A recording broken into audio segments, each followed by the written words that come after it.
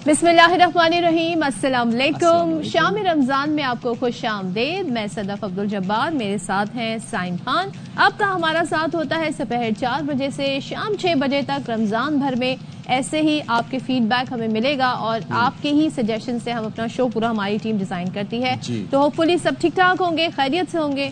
साइम आप कैसे हैं? पहले से बेहतर? अब भी कुछ बेहतर हूँ। कल मेरी तबीयत बहुत ख़राब थी, आज आई एम समवॉट बेटर, क्योंकि मैंने ना वजह तलाश कर ली। वजह ये है कि जब मैं ठंडी हवा से गर्म हवा में जाता हूँ तो तबीयत ख़राब होती है। तो क्या करेंगे आप? कराची में तो है ही वेदर। अब गर्मी में रहना है। गर्मी में रहना? हाँ जी, ठंडी हवा में जाना ही नहीं है। गर्मी के मौसम में गर्मी में ही रहना है, ठंडा लेकिन आप ही बताएं कि आपने मैच देखा कल? मैच नहीं देखा मैंने, क्योंकि मैंने सोचा कुछ इंटरेस्टिंग होगा तो देख लूंगी। इंटरेस्टिंग था। कैसे था? T10 था कल।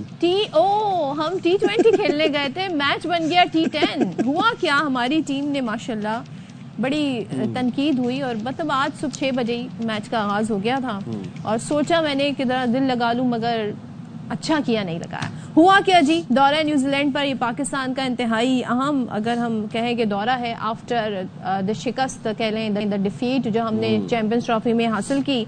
उसके बाद हमने टीम पूरी बनाई, नए सिरे से कैप्टन भी तब्दील हुआ, सब कुछ हुआ। इंतहाई बदतरीन शिकस्त से आगाज हुआ है और अभी ये सिर्फ एक T20 हुआ है। सोचिए, उमूमन जो सीरीज होती है ना उनमें 3 T20 मैचेस रखे जाते हैं, मगर माशाल्लाह से न्यूजीलैंड वालों ने 5 T20 मैचेस रखे हैं। तो सोचें, आगाज ऐसा हुआ है, आगे अल्लाह जाने क्या होगा। तो मेजबान टीम ने पहले T20 में 9 विकेटों से आउट क्लास कर दिया है पाकिस्तान टीम को और माशाल्लाह ऐसे हम खेल रहे थे जैसे गली में क्रिकेट नहीं हो रही थी। कल हम बता रहे थे कि रात में कैसे क्रिकेट खेली जाती है, रमजान क्रिकेट, गली मोहल्ले की क्रिकेट वाला खेल हमें लगा। सिर्फ 91 रन पाकिस्तान ने स्कोर किए और पूरी टीम आउट हो गई। 91 के स्कोर पर हमारी पूरी टीम आउट हो गई। 100 भी हमने नहीं बनाए और मुझे कहते हैं ना, कौमी बैटर्स ने कहा कि तू चल, मैं आया। मतलब उन्हें बहुत जल्दी थी, शायद रोजा भी लग रहा होगा। लेकिन जरा देखते हैं विकेटें कैसे कैसे गिरी। फिर 1 रन पर गिरी तीसरी विकेट, ठीक है जी, और फिर 11 रन पर गिरी चौथी विकेट। 57 रन पर आधी टीम आउट हो गई। खुशदिल शाह ने कुछ देर ही में मुजाहमत किया, फिर 32 रन बनाए। पाकिस्तानी टीम 20 ओवर भी पूरे नहीं खेल सकी और 19वें ओवर में ऑल आउट हो गई। और बाबर और रिजवान भी नहीं थे इस दफा तो टीम पे, तो मुझे लगता है कि उनका भी वो, अगर होते तो कितने हो जाते, 150 हो जाते। नहीं, बट देन अगेन हम जो एक माइंडसेट बना के बैठे हुए थे ना कि बाबर और रिजवान पे हम हर चीज डाल रहे थे, अब दे were not in this team ना। लेकिन देखिए, हमारे जो 8 प्लेयर्स हैं वो डबल फिगर में दाखिल भी नहीं हो सके। और अगर हम बात करें मोहम्मद हारिस की और हसन नवाज की, तो भाई बड़ा कहा जाता था इनको टीम में शामिल किया जाए, इनको टीम में लेकर आए, बड़ा टैलेंट है। आज आप देखें इतना क्रूशियल मैच इनके लिए, उसके बाद क्या हो गया। चले जी, बाकी सलमान आगा जो कैप्टन है इस वक्त, उनके 18 रन से खुशदिल ने 3 छक्के लगाए और 32 रन स्कोर उन्होंने किए। जैसे कि साइम बता रहे थे कि कुछ हद तक जो है खुशदिल ने स्कोर किया। शाहिद आशमी हमारे साथ हैं, उनसे बात कर लेते हैं। नुमाइंदा खुसूसी शाहिद साहब, ये जो तरीन पिचेस पे हम गए वहां पे अपने खिलाड़ी लेके, और जिन नामों के लिए हम आप सब कहते रहे कि भाई इनको टीम में शामिल करके देखें, क्या कारकर्दगी रही। 100 का स्कोर भी नहीं बना सकी पूरी टीम मिलकर। क्या कहेंगे आप? बिल्कुल अजीब अफरा तफरी का शिकार थी। मुश्किल कंडीशंस होती है न्यूजीलैंड में। एक तो ओपन ग्राउंड है क्राइस्टचर्च, ज्यादातर न्यूजीलैंड के ग्राउंड ओपन होते हैं, इसमें स्टैंड नहीं होते। वो होती है माउंड होती है जिसमें आप ग्रास के ऊपर, एम्बैंकमेंट के ऊपर बैठ के मैच देखते हैं। तो ओपन होते हैं, हवा तेज चलती है, स्विंग हो रही थी बॉल, बाउंस भी अच्छा था, बगैर देखे हिट मार रहे थे। इंग्लिश में कहते हैं क्रिकेट में, see the ball hit the ball. बगैर देखे अगर आप मारेंगे तो फिर आप सीधा कीपर के हाथ में जाएगी। जिस तरह हारिस ने 5 गेंदें पहली खेली, एक भी उनकी टच नहीं हुई, जो टच हुई वो सीधी कीपर के पास गई। फिर हसन नवाज नए प्लेयर आए हैं, उन्होंने भी लेग साइड पे खेलने की कोशिश की, गेंद गई ऑफ साइड पे। तो जहां स्विंग होती है, इतनी बाउंस होती है, उसके ऊपर आपको कंडीशन देख के खेलना पड़ता है। मुझे तो हैरानगी है कि आपने 3 प्लेयर नए खिलाए, 2 एक जैसे प्लेयर है, इरफान खान नियाजी और अब्दुल समद, वो एक टीम में नहीं खेल सकते। आपको मुस्तनद बैट्समैन, आपके पास उस्मान खान भी थे जो ओपन करते हैं, उमैर बिन यूसुफ भी हैं जो मुस्तनद बैट्समैन है। तो आपको एक ऐसी टीम खिलानी चाहिए थी जो कॉम्बिनेशन होती, 1 या 2 प्लेयर नए होते, बाकी प्लेयर थोड़े से मुस्तनद होते तो वो खेलते। अब ये नई टीम है, यंग टीम है, तजर्बाती तौर पर आपने बाबर और रिजवान को आउट किया है। आप देख रहे हैं تو جب آپ بڑے پلیئروں کو باہر کرتے ہیں تو اس طرح سے رزلٹ آتے ہیں. یہ 4-5 یہی میرا سوال ہے شاہد صاحب. قومی ٹیم کی فائنل 11 میں اب کوئی بڑے نام کا بیٹر نہیں ہے, ایک بالر ہے شاہین, ٹھیک ہے, وہ بھی کچھ نہیں کر پا رہا. نیوزی لینڈ ٹور کی جو ٹیم سلیکشن تھی اس کے اوپر کیا کہیں گے, اس حوالے سے کیا کہنا ہے آپ کا؟ اب نئے پلیئر سلیکٹ کیے, ہم اکثر فارمیٹ کو مکس کر دیتے ہیں. جو ون ڈے میں پرفارم کرتا ہے اس کو T20 میں لے آتے ہیں, جو T20 میں کرتا ہے اس کو ون ڈے میں لے آتے ہیں. ٹیسٹ کا بالر ہے محمد علی, اس نے تھوڑی پرفارمنس دی ہے وائٹ بال میں, اس کو ہم وائٹ بال میں بھی لے آئے. تو ہم جلدی اس طرح کے فیصلے کر رہے ہیں جو عقل مندی والے فیصلے نہیں ہیں. اب آپ کپتانی کا ہی لے لیں, اس سال میں ایک سال میں 4 کپتان بدلے. جنوری 2024 میں جب پاکستان کی ٹیم نیوزی لینڈ گئی تھی تو شاہین شاہ آفریدی کپتان تھے, پھر بابر اعظم بنے T20 ورلڈ کپ میں, اکتوبر کے اینڈ میں رضوان بن گئے, پھر ایک دورے کے لیے آغا سلمان کو بنایا کپتان, اور انہیں کپتان بنا کر اگلی سیریز میں ٹیم سے ہی نکال دیا. اب وہ دوبارہ کپتان ہے. تو اتنی شاید صاحب ایسے بابر رضوان پر مجھے ایک قصہ یاد آ گیا, اگر آپ سننا چاہیں. ایک شخص تھا, اس کے گھر کے باہر کوئی بھی گاڑی کھڑی ہوتی تھی اسے پنکچر کر دیتا تھا. پھر جب اس کا آخری وقت آیا تو اس نے اپنے بیٹے کو نصیحت کی کہ بیٹا لوگ مجھے بڑے برے الفاظ میں اس وقت یاد کرتے ہیں, تو تم کچھ ایسا کرنا کہ لوگ مجھے اچھے سے یاد کریں. بیٹے نے کہا میں کیا کروں اپنے والد کے جانے کے بعد. اس نے لوگوں کی گاڑیوں کو پنکچر اور ساتھ میں شیشے توڑنے بھی شروع کر دیے. تو لوگوں نے کہا اس سے اچھا تو اس کا باپ تھا, کم از کم شیشے تو نہیں توڑتا تھا. تو بابر رضوان کی پھر وہی مثال ہے. اب ہم ان سے بھی تجربے کر لیے, ان سے بھی کر لیے. ہاں, ایک سال رہ گیا T20 ورلڈ کپ میں. ہمیں جلدی فیصلہ کرنا پڑے گا کہ آیا ہمیں بابر اور رضوان کے ساتھ ہی جانا ہے. ان کے اپنے پرابلمز ہیں, وہ اسٹرائک ریٹ ان کا اتنا ہائی نہیں ہوتا, لیکن رضوان کو دیکھیں تو آپ رضوان اس وقت دنیا میں ایوریج جو T20 کرکٹ کا ہے اس میں 4تھے نمبر پر ہے. تو آپ کو اب وہ والی سچویشن آ گئی کہ کانا مجھے بھائی نہیں, کانا بن سہائے نہیں. یعنی ہمیں اس پلیئر کی ضرورت ہے اور نہیں بھی ہے, تو ہمیں فیصلہ کرنا پڑے گا کہ ہم بیچ میں نہ رہیں. یہ تو سیدھی بدنامی تھی کہ مطلب 100 سکور بھی نہیں کر پائے. اینڈ دین اگین ہم اپنے سینئر کھلاڑی بھیجیں تب بھی شاہد صاحب یہی ریسپانس ہے, جونیئرز کو بھیجیں تب بھی یہی ہے, ڈومیسٹک والوں کو ٹرائی کریں تب بھی یہی ہے, ینگ ٹیلنٹ کو ٹرائی کریں تب بھی یہ. حل کیا ہے؟ ہمیں انہیں ٹائم مزید دینا ہوگا, اتنی پوٹینشیل دکھ رہی ہے ان میں آپ کو. حل یہی ہے کہ ہمیں ویٹ کرنا پڑے گا. ہمیں شارٹ ٹرم اور لانگ ٹرم دونوں کام کرنے پڑیں گے. شارٹ ٹرم میں ینگسٹرز کو اگر آپ ٹرائی کر رہے ہیں تو آپ کو اس طرح کے نتیجے برداشت کرنے پڑیں گے, اور لانگ ٹرم میں یہ کہ ہم اپنی ڈومیسٹک کرکٹ اتنی بہتر کریں کہ جب ہماری ڈومیسٹک کرکٹ کے پرفارمر انٹرنیشنل کرکٹ میں جائیں تو اس طرح اسٹرگل نہ کریں جس طرح آج ہم نے دیکھا کہ کرائسٹ چرچ میں کیا. اور باہر جب بھی ہم جاتے ہیں, New Zealand, Australia, South Africa, England, یہ بڑی مشکل کنڈیشن ہوتی ہیں, اس میں نئے لڑکے جاتے ہیں تو اسٹرگل کرتے ہیں. T20 میں اس طرح کے سکور ہوتے ہیں. مشکل کنڈیشن آپ باہر کی کہہ رہے ہیں, ہم تو اپنے ملک میں اپنی بنائی ہوئی پچز پر ہم آؤٹ ہو گئے, میچ میں آگے ہم بڑھ ہی نہیں سکے ٹورنامنٹ میں. مجھے بتائیں شاداب, بڑے عرصے بعد ان کا انکلوژن ہوا ہے, اور یہاں تک کہا جا رہا تھا کہ سلمان آغا کو کیوں کیپٹن بنا دیا, انہیں کیپٹن بنا دیتے. آج کی ان کی پرفارمنس پر آپ کیا فرمائیے گا؟ شاداب کو یقیناً غور کرنا پڑے گا کہ وہ اتنا ٹیلنٹڈ پلیئر تھا, اس قدر اس نے آ کے چیمپئنز ٹرافی 2017 میں اتنا اچھا پرفارم کیا, اس کے آؤٹ, اس کی بیٹنگ سب لوگوں کی یاد ہے. ٹیسٹ میچوں میں اس نے لگاتار 350 بنائے, ایک دم سے وہ ٹیسٹ سے نکل گیا, اس کا وہ اثر وائٹ بال پہ بھی پڑا. اب اسے غور کرنا پڑے گا کہ اس کی نہ تو بالنگ چل رہی ہے نہ بیٹنگ چل رہی ہے. ابھی وہ آیا ہی تھا کہ اس کا اچھا کیچ ہو گیا, تو جب آپ کی قسمت خراب ہوتی ہے تو کیچ بھی آپ کے بڑے اچھے پکڑ لیے جاتے ہیں. تو یہ سب چیزیں اب شاداب کو اور پاکستان کرکٹ بورڈ کو دیکھنی پڑیں گی کہ ہمارے ٹیلنٹڈ پلیئر کیوں 2 قدم اگر آگے جاتے ہیں تو 5 قدم پیچھے چلے جاتے ہیں. یہ پرابلم چل رہا ہے ہمارے پلیئروں کے ساتھ. ٹھیک ہے شاہد صاحب, تھینک یو ویری مچ, بہت شکریہ آپ نے ہمیں پروگرام میں جوائن کیا. اور ابھی 4 میچز اور باقی ہے T20 کے, ابھی تو ایک میچ کا رزلٹ آپ کے سامنے آیا ہے, ابھی تو شروعات ہے. But let's keep our hopes high. اب یہی کر سکتے ہیں, دعائی مانگ سکتے ہیں, پازیٹیو رہتے ہیں. مطلب اتنے اسکور تو کر لیں کہ بات کرتے ہوئے ہمیں شرمندگی نہ ہو کہ 91 پہ پوری ٹیم آؤٹ ہو گئی ہے پاکستان کی.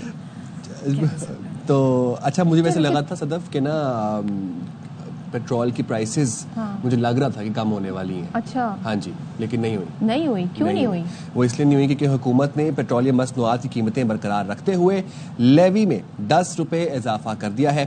پیٹرول اور ڈیزل پر فی لیٹر لیوی 60 سے بڑھا کر 70 روپے کر دی گئی. पेट्रोल की कीमत में मिलने वाला 9 रुपए 53 पैसे और डीजल की कीमत में 9 रुपए 17 पैसे का रिलीफ नहीं दिया गया। 9 रुपए का रिलीफ नहीं दिया गया। ओह यार। वज़ीर आज़म शहबाज शरीफ कहते हैं कि पेट्रोल इसलिए सस्ता नहीं किया गया कि बिजली की कीमत कम की जाएगी, जिसके लिए मौसर हिकमत अमली के तहत पैकेज तैयार किया जा रहा है और कोशिश है कि माली गुंजाइश के मुताबिक बड़ा रिलीफ दिया जाए। तो मतलब वो इससे भी बड़ा रिलीफ देना चाहते हैं, इस वजह से। अब वज़ीर आज़म कह रहे हैं तो फिर वो पूरे मुल्क पे उसका इतलाक होगा। ये नहीं होगा कि ये के इलेक्ट्रिक के सार्फिन के लिए नहीं है, ये तो जब उनके लिए भी होना चाहिए। अच्छा, वज़ीर आज़म ने मजीद ये भी कहा कि हुकूमत संभाली तो अवाम रिलीफ को तरजीह देने का वादा किया। बिजली की कीमतें कम होगी तो मजमूई तौर पर महंगाई मजीद कम होगी। वज़ीर आज़म शहबाज शरीफ आइंदा कुछ दिनों में बिजली की कीमत में कमी का ऐलान खुद करेंगे। आई होप कि ये ऐलान एक बड़ा ऐलान हो और ये बिजली की कीमतों में भी कमी का ऐलान हो और पेट्रोल की कीमतों में भी कमी का ऐलान हो। भाई बिजली में देखते हैं कितना रिलीफ मिलता है, क्योंकि लास्ट ईयर जो बिल आए हैं लोगों के गर्मी के सीजन में, वो कहते हैं ना अल अमान अल हफीज, ऐसे लोग कहना शुरू हो गए थे। और अभी भी लोगों को काफी डर है क्योंकि गर्मी यहाँ तो कराची में स्टार्ट हो गई है। सो हम अभी भी पजल हैं कि भाई क्या होना है हमारे साथ। खैर, दीगर इश्यूज भी बात कर लेते हैं जो कि मुल्क के हालात वाकयात में इंपॉर्टेंट है। जाफर एक्सप्रेस पर हमले के 4 दिन बाद कोयटा से चमन के लिए ट्रेन सर्विस बहाल कर दी गई है और कोयटा से दीगर सूबों के लिए ट्रेन सर्विस बदस्तूर इस वक्त मुअत्तल है। रेलवे हुकाम ये कह रहे हैं कि इंजीनियरिंग टीमों ने जाफर एक्सप्रेस ट्रैक के मुतासरा मकाम का जायजा लिया है और मशकाफ में रेलवे ट्रैक के 382 फीट हिस्से को नुकसान पहुंचा, जिसकी मरम्मत कल तक मुकम्मल कर ली जाएगी। तो यानी कि हम ये उम्मीद कर सकते हैं कि कल से यहाँ से ट्रेन सर्विस का भी बाकायदा आगाज हो जाएगा। और वज़ीर मुमलिकत रेलवे बिलाल अजहर कियानी जाफर एक्सप्रेस पर हमले के शहीद सिपाही के घर पहुंचे और उन्होंने वहां जाकर उनके लिए दुआ भी की, फातिह ख्वानी की और शहीद मिर्ज़ा जवाद के अहले खाना से ताज़ियत भी की। वज़ीर मुमलिकत ने कहा कि दहशतगर्दों के खिलाफ पूरी कौम मुत्तहिद है। उन्होंने मजीद क्या कहा, आपको सुनवाते हैं। इस तरह की दहशतगर्दी, इस तरह की नफरत के खिलाफ हम सब इकट्ठे खड़े हैं। भारत की भी सहूलतकारी नजर आई। पीटीआई ने एक मनफी किरदार अदा किया, उसकी भी मजम्मत करते हैं। बीएलए जैसी दहशतगर्द तंजीमों को दहशतगर्दों की तरह ही निपटा जाएगा, के लिए कोई रियायत नहीं होगी। और इस तरह का जो प्रोपेगेंडा जो भी करेगा हमारे जवानों के खिलाफ, शोहदा के खिलाफ, हमारे पाकिस्तान में इसकी कोई जगह नहीं। वहां पर मुरम्मत का काम आज सुबह शुरू हो गया, कल तक मुरम्मत का काम मुकम्मल हो जाएगा, ट्रैक बहाल हो जाएगा। हम अपनी अफवाज पाकिस्तान के पीछे, सिक्योरिटी फोर्सेस के पीछे खड़े हैं, उन कुव्वतों के खिलाफ भी खड़े हैं जो कि बैरून मुल्क पाकिस्तान से बाहर में अपना हिस्सा डालती हैं। तो शहादतें पाकिस्तान रेलवेज की भी इस साने में हुई।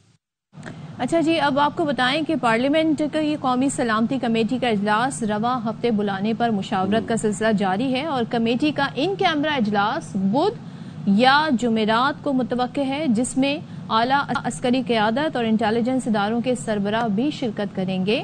ऐवान को सलामती कमेटी में तब्दील किया जाएगा। वफाकी वज़रा समेत तमाम पार्टी जमातों के रहनुमाओं को इसमें दावत भी दी जाएगी।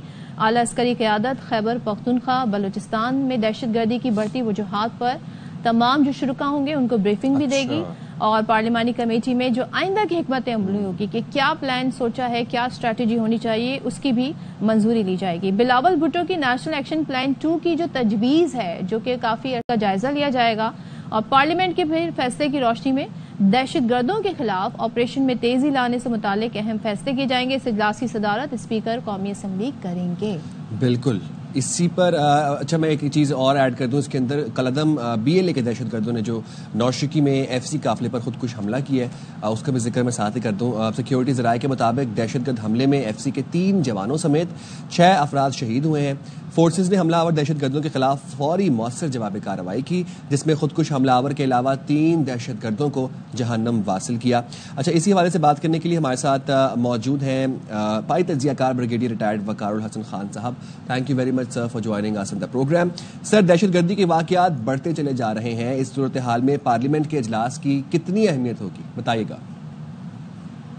आई थिंक बिल्कुल इम्पोर्टेंट है, लेकिन उससे पहले थोड़ा मरूजी जो हालात है उसका जायजा लें। एक ट्रायंगल है दहशतगर्दी की, जिसका बेस अफगानिस्तान है, जिसकी स्पॉन्सरशिप भारत कर रहा है और फ्रंट पे ये 2 बड़ी तंजीमें लड़ रही हैं। इसमें बीएलए है या उसके एफिलिएटेड ग्रुप है, ब्रास वगैरह, या फिर टीटीपी और इसके साथ इसके साथ जी ठीक तो आपस में ट्रायंगल की तीनों जो कॉर्नर है बड़ी कोलूजन है। तो मेरे ख्याल में तो ये बेसिकली अनडिक्लेयर्ड वॉर है पाकिस्तान के लिए और इसका रिस्पांस जो है आई थिंक 5-6 डोमेन में बनता है। لیکن بینگ اے ملٹری آفیسر میرے خیال میں جو بیس ہے اس کو نیوٹرلائز کرنے کی ضرورت ہے. وہ کیسے ہوگا اس کا ڈسکس کرتے ہیں. افغانستان کو نیوٹرلائز کیسے کیا جائے, اسپیشلی جو رجیم ہے, تو پھر بھارت کے ہاتھ کیسے کاٹے جائیں. آئی گو اپ ٹو دیٹ لیول کہ جب آپ نے دیکھا میڈیا کی قسم کا کر رہا تھا, پاکستان نے بائی اینڈ لارج بھارت میں کچھ زیادہ بحث نہیں ہوتی, لیکن یہاں پہ پوری انفارمیشن وار ہوئی ہے. تو پاکستان کے پاس ایک وار کا آپشن بھی ہے جو میں ابھی آہستہ آہستہ اس کا آئی تھنک ضروری ہے کہ مینشن کر دوں کہ ورس کم ٹو ورس اگر پاکستان کی سروائیول کا مسئلہ آتا ہے تو پھر دلی اور بمبئی جو ہے نہیں بچیں گے.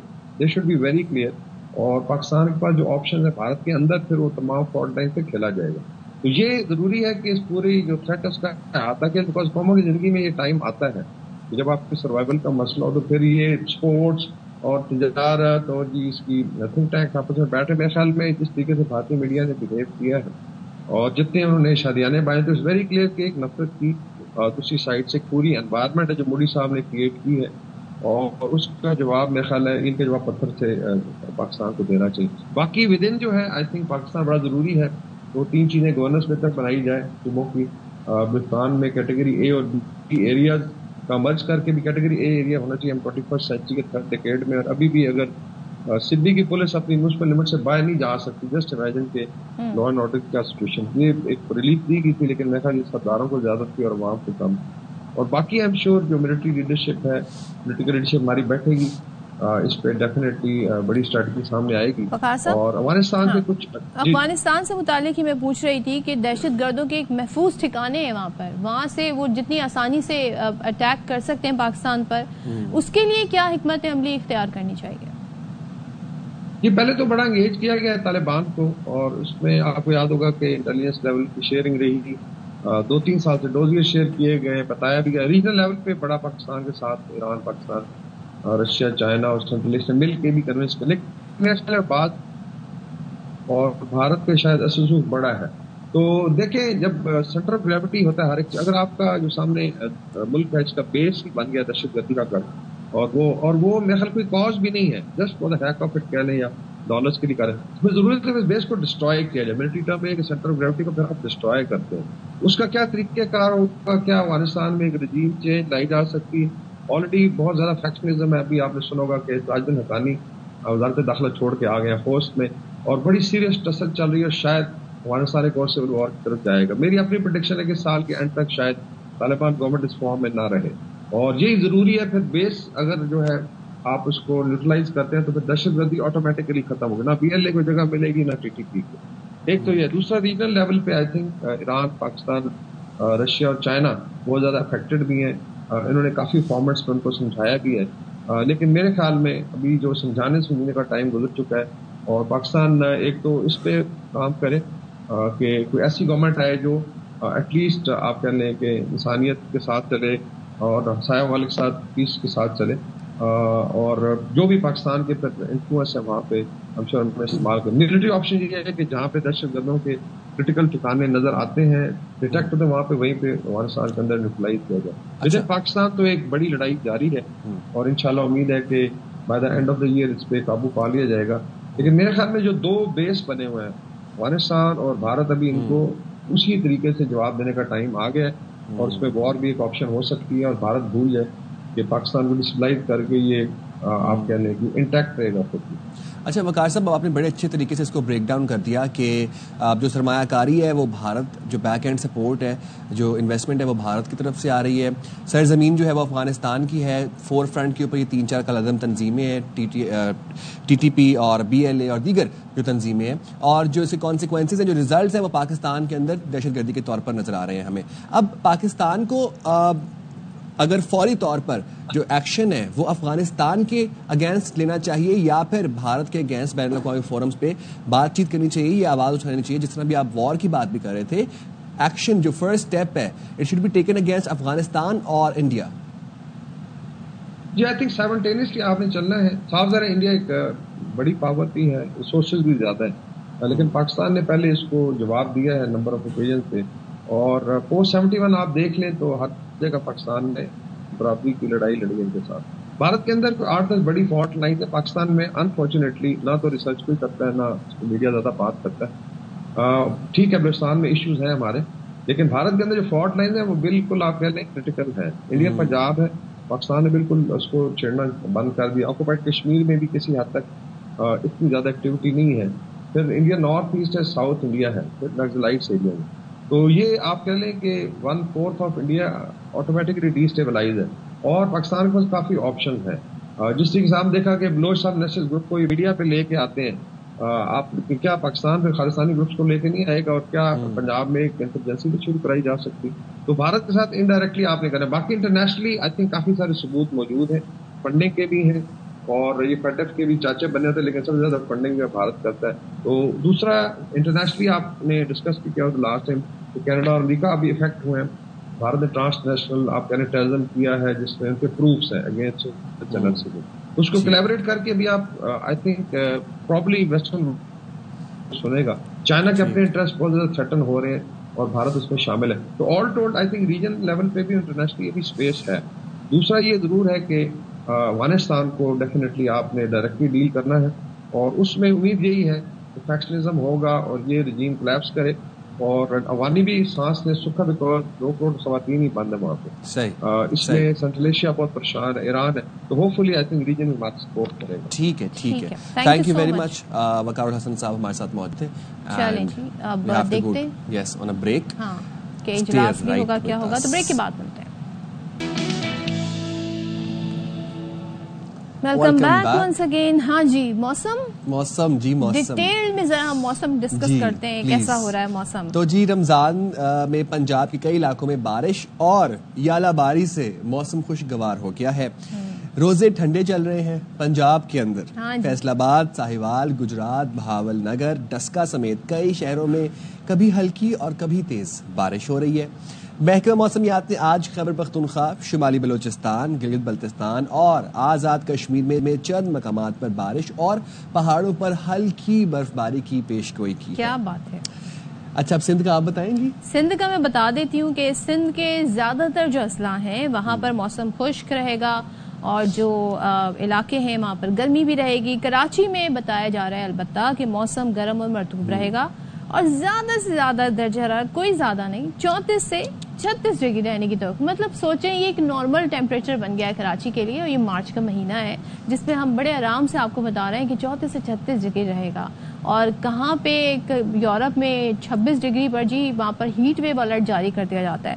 تو مجھے ایک بات بتائیں, جب کراچی والوں نے ٹھنڈا موسم انجوائے کرنا ہوتا ہے, ہم فار ایگزامپل لاہور سے تو ہم چلے جاتے ہیں اسلام آباد یا اوپر مری چلے جاتے ہیں, نتھیا گلی چلے جاتے ہیں, آپ لوگ کہاں پہ جاتے ہیں؟ ہم لوگ کہاں جاتے ہیں, ہم چلے جاتے ہیں سمندر کی طرف. اچھا, تھوڑی سمندر کی طرف جو ہوائیں چل رہی ہوتی ہیں وہ ٹھنڈا موسم ہمارے لیے ہوتا ہے. لیکن یہ ہے کہ بہرحال اب گرمی نے یہاں پہ پورے طریقے سے اپنے تیور دکھا دیے, تو آگے آنے والے دنوں میں یعنی کہ مجھے لگتا ہے کہ عید پر بھی کافی زیادہ گرمی ہوگی. میری پریڈکشن ہے جو کہ میں اس بیسس پر کر رہی ہوں کہ جو اس وقت ویدر کنٹینیو. نہیں, آپ صحیح کہہ رہی ہیں. یس میرا بھی کچھ یہی ماننا ہے کہ عید کے اوپر حالات بہت خراب ہوں گے, اور گرمی سے جو ہے نا وہ آپ کے آؤٹ فٹس گیلے ہوئے ہوں گے, تو خیال کریے گا. اسی لحاظ سے آپ نے سلیکشن کرنی. ابھی بھی ٹائم ہے, شاپنگ جو لوگ کر رہے ہیں تو لون پہ فوکس کریں. خواتین کو میں کہوں گی خدارا 19,000 والی لون نہ خریدا کریں. وہ لون ہی کیا جو 19,000 کی ملے. اچھا, اتنی مہنگی لون ہوتی ہے؟ اتنی مہنگی لون, اس پہ کوئی ہیرے وغیرہ لگے ہوتے ہیں, اس کے ساتھ چیزیں دے رہے ہوتے ہیں, کبھی سلیوز میں کچھ لگانے کو, کبھی دامن میں کچھ لگانے کو, دوپٹے میں کچھ لگانے کو. اب سب کے پرائز بھی الگ ہوتے ہیں, دوپٹے کے, ٹراؤزر کے, شرٹ کے, تو اس کے بعد لون بھی اتنی مہنگی ہو جاتی ہے. چلیں جی, تو آپ نے آزاد کشمیر کا بتا دیا تھا ویدر. وہاں پہ بھی جی بارش ہو رہی ہے اور برف باری متوقع ہے. کیا بات ہے, وہاں کی خوبصورت ترین علاقہ ہے.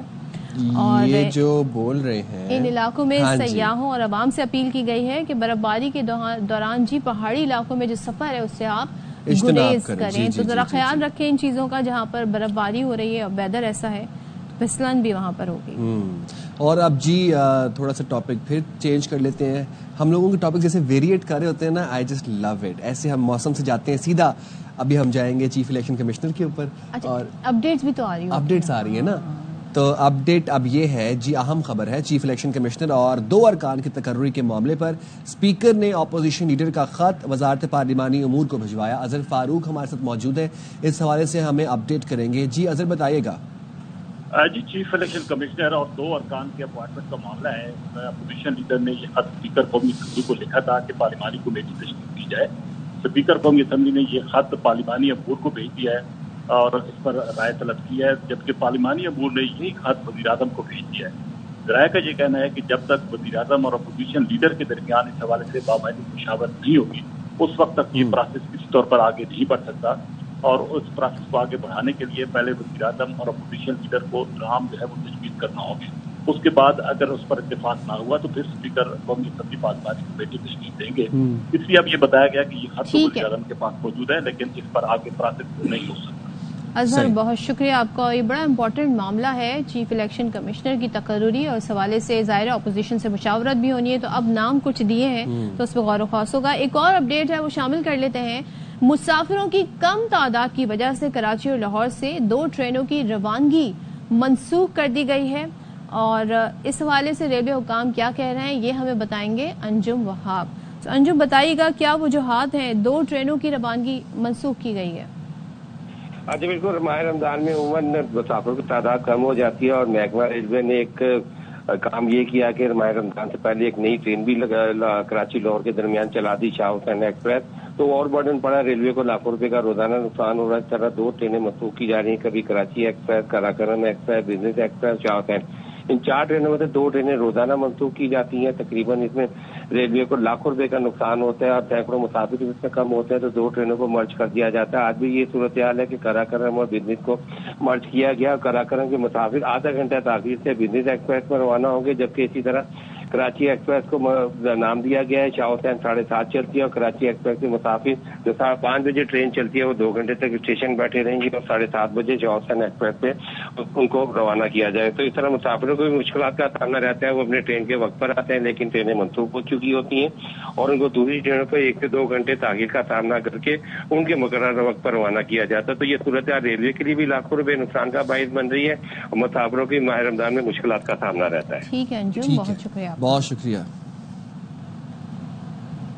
چلیں جی، اب ہم بڑھتے ہیں ایک بڑے ہی امپورٹنٹ ٹاپک کی جانب، اور اس پر ہم اس لیے بھی ڈسکشن کرنا چاہتے ہیں کیونکہ آج پاکستان سمیت دنیا بھر میں ہر سال 15 رمضان المبارک کو یوم یتامہ منایا جاتا ہے، یعنی کہ یتیم بچوں کے حقوق، ان کی کفالت اور معاشرتی ذمہ داریوں کا شعور اجاگر کرنے کے لیے، اور ان کے ساتھ اگر انفیئر ٹریٹمنٹ ہو رہا ہے تو اس کو ہائی لائٹ کرنے کے لیے آج کا دن منایا جاتا ہے۔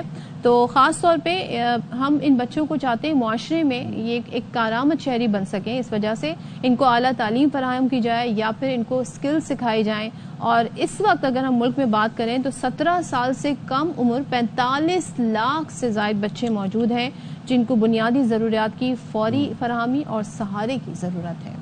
اور پاکستان آرفن کیئر فورم کے تحت 21 تنظیمیں ملک بھر میں 70,000 سے زائد بچوں کی کفالت کا فریضہ بطریق احسن نبھا رہی ہیں، اور OIC نے پہلی بار 2013 میں تمام اسلامی ممالک میں یتیم بچوں کے دن منانے کا فیصلہ کیا تھا۔ اور ہمارا مذہب بھی ہمیں بار بار اس بات کی تلقین کرتا ہے کہ ہمیں یتیموں کے ساتھ حسن سلوک رکھنا چاہیے، خاص طور پہ ان کے حصے کا جو مال ہے، ان کے حصے میں جو جائیداد ہے، اس پر بالکل بھی ہمیں اس کی طرف آنکھ بھی نہیں اٹھانی ہے۔ تو ان چیزوں کا خیال رکھنا بہت ضروری ہے، باقاعدہ ان کے حقوق جو ہیں وہ بتائے گئے ہیں۔ اسی حوالے سے بات کرنے کے لیے ہمارے ساتھ اسٹوڈیو میں موجود ہیں Salman Shaikh, director Al Khidmat foundation. Thank you very much Salman sahab for joining us in the studio. سب سے پہلے آپ یہ بتائیے گا کہ آپ کے ادارے کے بارے میں کچھ بتائیے گا، یہ کب سے کام کر رہا ہے اور کس طریقے سے کام کر رہا ہے؟ بسم اللہ الرحمن الرحیم۔ دیکھیں، الخدمت تو جو ہے وہ اس کا جو خدمت خلق ہے جماعت اسلامی کا، وہ تو جو ہے وہ 50 سے کام کر رہا ہے۔ اچھا ٹھیک ہے۔ سلمان صاحب آپ کا آڈیو ذرا چیک کروا لیں۔ تو بتا رہے تھے کہ یتیم بچوں کے حقوق، ان کی کفالت کے حوالے سے جو ہے نا یہ ادارہ جو ہے وہ اس میں مدد کرتا ہے ان کی، اور بچوں کی کفالت کے ساتھ ساتھ ان کی معاشرتی اور سماجی حفاظت بھی یقینی بنا رہے ہیں الخدمت فاؤنڈیشن والے۔ کہیں ان بچوں کو اعلیٰ تعلیم فراہم کی جا رہی ہے تو کہیں جدید فنوں سے آراستہ کیا جا رہا ہے۔ تو جی یہ الخدمت فاؤنڈیشن جو ہے وہ ایک کہتے ہیں نا ماں باپ کا سہارا ہونا، باپ کا سہارا ہونا بڑا میٹر کرتا ہے، لیکن یہ وہ بچے ہیں جن کے سروں پر ان کے باپ کا سایہ نہیں ہے، چھوٹی چھوٹی عمر ہے، اور جو ہم تعداد بتا رہے ہیں سائم، وہ تعداد کتنی زیادہ ہے کہ صرف اگر ہم اپنے ملک کی بات کر لیں تو 17 سال سے، یعنی 18 سال تو عمر ہے جس میں آپ کو ایڈلٹ تصور کیا جاتا ہے، لیکن یہاں پہ بتا رہے ہیں 17 سال سے کم عمر بچوں کی جو تعداد ہے پاکستان میں وہ تقریباً 45 لاکھ کے قریب بتائی جا رہی ہے۔ اچھا، پاکستان آرفن کیئر فورم کے تحت 21 تنظیمیں ملک بھر میں 70,000 سے زائد یتیم بچوں کی کفالت کا فریضہ بطریق احسن نبھا رہی ہیں. ٹھیک ہے, مطلب احسن طریقے سے وہ یہ فریضہ سر انجام دے رہی ہیں 70,000 سے زائد یتیم بچوں کی کفالت کا. اچھا, اور OIC نے پہلی بار 2013 میں تمام اسلامی ممالک میں یتیم بچوں کا دن منانے کا فیصلہ کیا. پاکستان میں یہ دن سرکاری سطح پر 2018 سے باقاعدہ طور پر منایا جا رہا ہے. یتیم بچوں کی دیکھ بھال صرف اداروں کی نہیں بلکہ ہم سب کی اجتماعی ذمہ داری ہے. یہ ایک اہم یہ مہینہ تو ہے ہی آپ کا نا, لوگوں کی خدمت کرنے کا, زکوٰۃ کا, صدقات کا, اور پھر دینا بھی ایسے چاہیے نا. کہتے ہیں کہ آپ شو آف کر کے نہ دیں. جو ہمارے ایک کلچر آ گیا ہے سائم, جس میں ہم دیکھتے ہیں کہ لوگ کسی کو راشن بھی دیتے ہیں, کسی کی مدد بھی کرتے ہیں, تو جب تک اس کا فوٹو سیشن نہ ہو تو انہیں لگتا ہے کہ جیسے انہوں نے نیکی نہیں کی, بلکہ ایسا کر کے آپ اپنی نیکی کو ضائع کر دیتے ہیں. تو جس ہاتھ ایک ہاتھ سے دیں تو دوسرے ہاتھ کو خبر نہ ہو, اس طریقے سے دینا ہے تاکہ کسی کا جو عزت ہے, عزت نفس ہے, وہ مجروح نہ ہو. بالکل ایسی ہے. سلمان شیخ ڈائریکٹر الخدمت فاؤنڈیشن ہمارے ساتھ موجود ہیں, اسی والے سے ان سے بات کریں گے. Salman sahib, thank you very much for joining us in the programme. اور آپ بتا رہے تھے کہ آپ کا ادارہ کس طریقے سے کام کرتا ہے. جی, تو سب سے پہلے تو میں ظاہر آپ نے انٹرو میں بھی کہا کہ جو ہمارے پاس پاکستان کے اندر تقریباً 42-43 لاکھ اورفن بچے ہیں, لیکن میں آپ کو یہ عرض کروں گی پاکستان کی بہت پازیٹیو بات ہے کہ الحمدللہ ہمارے یہاں پاکستان میں فیملی انسٹیٹیوشن ابھی تک بہت اچھا ایگزسٹ کرتا ہے. تو اتنے بڑے آپ دیکھتے ہوں گے ہم آس پاس بھی کہ ہمارے یہاں ایسا نہیں ہے کہ بچہ یتیم ہوتا ہے تو اس کا کوئی نہیں ہوتا, بلکہ اس کے گھروں میں, اس کے خاندان میں وہاں کفالت ہوتی ہے. الخدمت نے ایک عام رواج تھا کہ یتیم خانے بنا دیے جاتے تھے, جن کا کوئی والی وارث نہیں ہوتا تھا ان کو ایک یتیم خانوں میں, اور بڑا ہوتا تھا بھائی یہ تو یتیم خانہ ہے اور یتیم بچہ ہے. الخدمت نے اس تاثر کو دو طرح سے حل کیا. ایک تو یہ کہ بڑی تعداد میں بچے یتیم ہوئے کب, جب زلزلہ آیا اکتوبر میں 2005 والا زلزلہ, تو ایک بہت بڑی تعداد تھی جس کے اندر بچے یتیم ہو گئے. فوری طور پہ تو ان کے لیے آغوش ہومز بنائے, اس کو ہم نے کبھی بھی یتیم خانہ نہیں کہا. وہ ایک state of the art boarding school تھا جہاں پروفیشنل تعلیم ہے, اور آج اس کو جو ہے تقریباً 20 سال ہو گئے ہیں, اور وہاں پر مطلب میں آپ کو بتا سکتا ہوں کہ ٹاپ نوچ ہے. آج ہمارے پاس وہ پورے پاکستان کے اندر جو ہے وہ 17 ہمارے جو ہے وہ آغوش ہومز ہیں, اور تقریباً 16 مزید بننے جا رہے ہیں, 9 پائپ لائن میں جن کے اوپر تعمیر شروع ہو گئی ہے. یہ وہ ماڈل تھا کہ جس کے اندر ہم اپنے ہاں بچوں کو پھر رکھتے چلے گئے, اس کے اندر بچیوں کا الگ ہے اسلام آباد کے اندر, لیکن پھر بھی آپ کتنے آغوش ہومز بنائیں گے, تعداد تو ملینز کے اندر ہے. تو پھر یہ ایک سسٹم بنایا گیا جس کے اندر الخدمت نے بھی, اور الخدمت چاہتی ہے کہ بہت سارے اس فارمیٹ کو اڈاپٹ کر رہے ہیں, اور وہ یہ تھا کہ بچوں کو ان کے اپنے گھروں کے اندر ہی ان کی کفالت کی جائے. اچھا, وہ کیسے؟ اور ایسے کی جائے کہ ہمارا ایک ہے جو ہے وہ جو آرفن کیئر پروگرام ہے اس کے اندر کفالت یتامہ کے اندر اس طرح سے ہوتا ہے کہ ہم اپنے ڈونر سے کہتے ہیں کہ 5,500 روپے مہینے کے اندر ایک ماہ کا 5,500 روپے کا خرچہ ہے, آپ کسی بھی ایک آرفن کو اڈاپٹ کر لیں. اس آرفن کو ہم صرف جو بچہ ہوتا ہے وہ صرف ڈونر ہی اس کو پتا ہوتا ہے کہ یہ بچہ ہے فلاں جگہ رہتا ہے, ملک میں یہاں رہتا ہے, اور ایک پورا ERP سسٹم بنا ہوا ہے. اور ڈونر کو یعنی جو کفیل ہے بچے کا اس کو پتا ہوتا ہے, اس کو یہ پتا ہوتا ہے کہ بچے کا رزلٹ کیسے آ رہا ہے, بچہ اگر قرآن پڑھ رہا ہے تو وہ کون سے پارے پر ہے, تاکہ ایک ایموشنل اٹیچمنٹ بھی بنی رہے, ویزیبلٹی کلیئرٹی بھی رہے. کفیل کو پتا ہو کہ میں جو 5,000 روپے 5,500 روپے مہینے کے دے رہا ہوں اور وہ ایگزیکٹلی ٹھیک سے جا رہے نہیں جا رہے. اور یہ ہمارا بڑا مربوط سسٹم ہے, اور ایسے ہمارے پاس پاکستان کے اندر 30,000 بچے ہیں جن کے بارے میں ہو سکتا ہے کہ شاید میرے خاندان میں بھی آس پاس کہیں اور مجھے بھی نہ پتا ہو. لیکن ایک چیز بتائیے گا, ایک بچہ جس کو ظاہر ہے ابھی ہم یہاں دیکھ رہے تھے 17 سال سے کم عمر کے بچے 43 لاکھ آئے گئے ان کی ایک بچہ, اس کا کھانا پینا, رہن سہن, اس کی پڑھائی, کتنا اخراجات بنتے ہوں گے ایک بچے کے. دیکھیں 5,500 روپے, ظاہری بات ہے کہ ہم نے اس کے اندر یہ جو بچے ہیں ظاہر گھروں میں رہ رہے ہوتے ہیں تو ان کے بہت سارے اوور ہیڈز ہوتے ہیں. ظاہر ہے کہ وہ اپنے چچا کے ہاں, تایا کے ہاں, خالہ کے ہاں, ایون دادا کے ہاں, دادی کے پاس رہ رہے ہیں, ٹھیک ہے, نانی کے پاس رہ رہے ہیں, تو ان کے بہت سارے, میں نے آپ سے عرض کیا نا کہ خاندان میں بہت ساری چیزیں, لیکن کیا چیز سب سے زیادہ جو ہے وہ مشکل ڈالتی ہے, وہ یہ مشکل ڈالتی ہے کہ ان کی تعلیم خراب ہونے لگتی ہے. کھانا پینا تو آپ کو پتہ ہے کہ ہمارے یہاں فیملی سسٹم میں چل جاتے ہیں, اور تعلیمی اخراجات زیادہ ہیں. ظاہر ہے کہ اگر ہم اس کو دیکھیں کہ جہاں کچھ نہیں ہے وہاں بہرحال کسی کے لیے پر بچہ ہے, لیٹ سے کہ اگر کسی فرد کا انتقال ہوتا ہے اور اس کے گھر کے اندر 2 یا 3 یا 4 ایسے بچے ہیں جو نابالغ ہیں, جو جن کی جو میٹرک تک کی جو تعلیم حاصل یا انٹر تک جو تعلیم حاصل کر رہے ہیں, ان کی کفالت جو ہے الخدمت اپنے ذمے لے لیتی ہے. تو اگر آپ یہ سمجھیں کہ ایک گھر میں 2 بچے ہیں 3 بچے ہیں تو 16-17 ہزار روپے پر مہینے ان کے اکاؤنٹ کے اندر آ جاتے ہیں ان کے ساتھ ان کی والدہ کے پاس ان کے جو بھی کفیل ہیں, اور اس کا بڑا ٹرانسپیرنٹ سسٹم موجود ہے, اور جو ہمارا ڈونر ہوتا ہے اس کی ویزیبلٹی ہوتی ہے, اس کا کنیکشن ہوتا ہے, ایک پورا ERP سسٹم ہوتا ہے. اور دوسری بات میں یہ کہوں گا کہ ہم ایک اور بہت زبردست جو ہے الخدمت نے آئیڈیا کیا, وہ یہ ہے کہ ہم ان جو والدہ ہوتی ہیں یعنی ان کی یتیم بچوں کی ماں ہوتی ہے, ہم کوشش کرتے ہیں کہ ان کے لیے بھی کوئی لائیولیہڈ کا کوئی پروگرام بنائے اور ان کو بھی برسر روزگار لانے کی کوشش کریں. ان کو بھی کوئی نہ کوئی, کیونکہ آج کل زمانہ ہے IT کا, AI سیکھنے کا, اب بہت ساری اس طرف لوگ آ رہے ہیں ڈیجیٹل ورلڈ کی طرف, تو ظاہر ہے ان بچوں کو اگر ایسے کورس کرا دیے جائیں تو زیادہ بہتر ہوگا. میں آپ کو کس طرح کا ہنر سکھایا دیکھیں, اس کے لیے تو الخدمت کا جو بنو قابل پروگرام ہے وہ بڑا بینچ مارک پروگرام ہے, پورے پاکستان کا سب سے بڑا پروگرام ہے کہ جہاں پر لاکھوں پورے پاکستان اور بھی کافی ادارے ہیں سر اس حوالے سے جو مختلف شہروں میں میں نے الخدمت کی بات چل رہی ہے. تو اچھا اس میں تو ہم نے بڑا فوکس کیا ہے کہ کافی ادارے اس حوالے سے کام کر رہے ہیں نا ملک میں, کون کون سے شہروں میں کام کر رہے ہیں اس حوالے سے؟ اچھا, اس کے اندر ظاہر ہے کہ بہت سارے ادارے مختلف جگہوں پہ کام کر رہے ہیں, ان کی بہت اچھی اچھی ایگزامپلز بھی موجود ہیں. اور آج یہ جو یوم یتامہ ہے اس کا مقصد یہی ہے کہ اس کا صرف یہ تعلق نہیں ہے کہ جو الخدمت کیا کر رہی ہے, بلکہ ایک پوری اس اویئرنیس کا تعلق ہے. اور ہمیں اور یہ جو میں نے آپ سے شروع میں بات کی نا کہ ہمارے ہاں یتیم کو ایک قابل رحم قابل ترس سمجھنے کے بجائے وہ جو یتیم بچہ ہوتا ہے نا, وہ جو امتحان ہے صرف اس کی ماں اور اس بچے کا نہیں ہے, وہ میرا اور آپ کا بھی امتحان ہوتا ہے. اور اچھا وہ بچہ جس کیفیت سے گزرتا ہے اس کے اندر آپ نے دیکھا کہ ہمارے نبی صلی اللہ علیہ وسلم خود یتیم تھے, اور ہم نے ایسے معاشرے میں کئی ایسی سٹوریز دیکھی ہوں گی کہ جو یتیم بچے ہوتے ہیں وہ معاشرے میں اور آگے نکل جاتے ہیں, کیونکہ وہ چھوٹی عمر کے اندر ہی مشکلوں سے گزرنے کا وہ بنتے ہیں. ظاہر ہے لیکن ان کو کسی نہ کسی سہارے کی ضرورت ہوتی ہے, کسی مدد کی ضرورت ہوتی ہے, کسی ہاتھ کی ضرورت ہوتی ہے. تو الخدمت سمیت بہت سارے ایسے ادارے ہیں کہ جو اس کے اوپر کام کر رہے ہیں, اور الحمدللہ ہم سمجھتے ہیں کہ الخدمت کا سب سے بڑا کنٹریبیوشن یہ ہے کہ اس نے جو ہے اوور آل ایک اویئرنیس بھی پیدا کی ہے, اور ایک اچھا ایک ٹرانسپیرنٹ سسٹم بنایا جس کے اندر ایک کنیکٹ ہے کفیل کا اور جس کی کفالت ہوتی ہے. تھینک یو سو مچ. سلمان شیخ ہمارے ساتھ تھے, اور آپ کے دن منانے کا مقصد یہ ہے, لیکن ہمارے ملک میں الحمدللہ ہم یہ کہہ سکتے ہیں کہ خاندانی نظام اسٹل بہت اسٹرانگ ہے, اور یہاں پر دادا نانی چاچا ماموں خالہ پھوپھیاں یہ سب جو ہیں مل کر اس بچے کو کہتے ہیں نا اپنے ساتھ رکھ لیتے ہیں, اور اس کے کہتے ہیں جس طرح جس تھالی میں کھاتے ہیں اس میں اسے بھی ساتھ کھلاتے ہیں, پورے گھروں کی کفالت پہنچنے نہیں دیتے آرفن ہاؤس تک موسٹ آف دا ٹائم. لیکن یہ ہے کہ ان بچوں کی تعلیم کے اخراجات, جیسے کہ وہ بتا رہے تھے کہ اگر بینک اکاؤنٹ میں ٹرانسفر ہو جائے پیسہ تو بہت زبردست. بس اس کے لیے ضروری یہ ہے کہ آپ کے ارد گرد جو ایسے بچے ہیں ایسی فیملیز ہیں ان کا پلیز خیال رکھیں, اور یہ خاص طور پر مہینہ بھی رمضان کا ہے تو جتنا دے سکتے ہیں give back to the society and to these people especially these kids. جاتے ہیں ایک بریک پہ, stay right with us.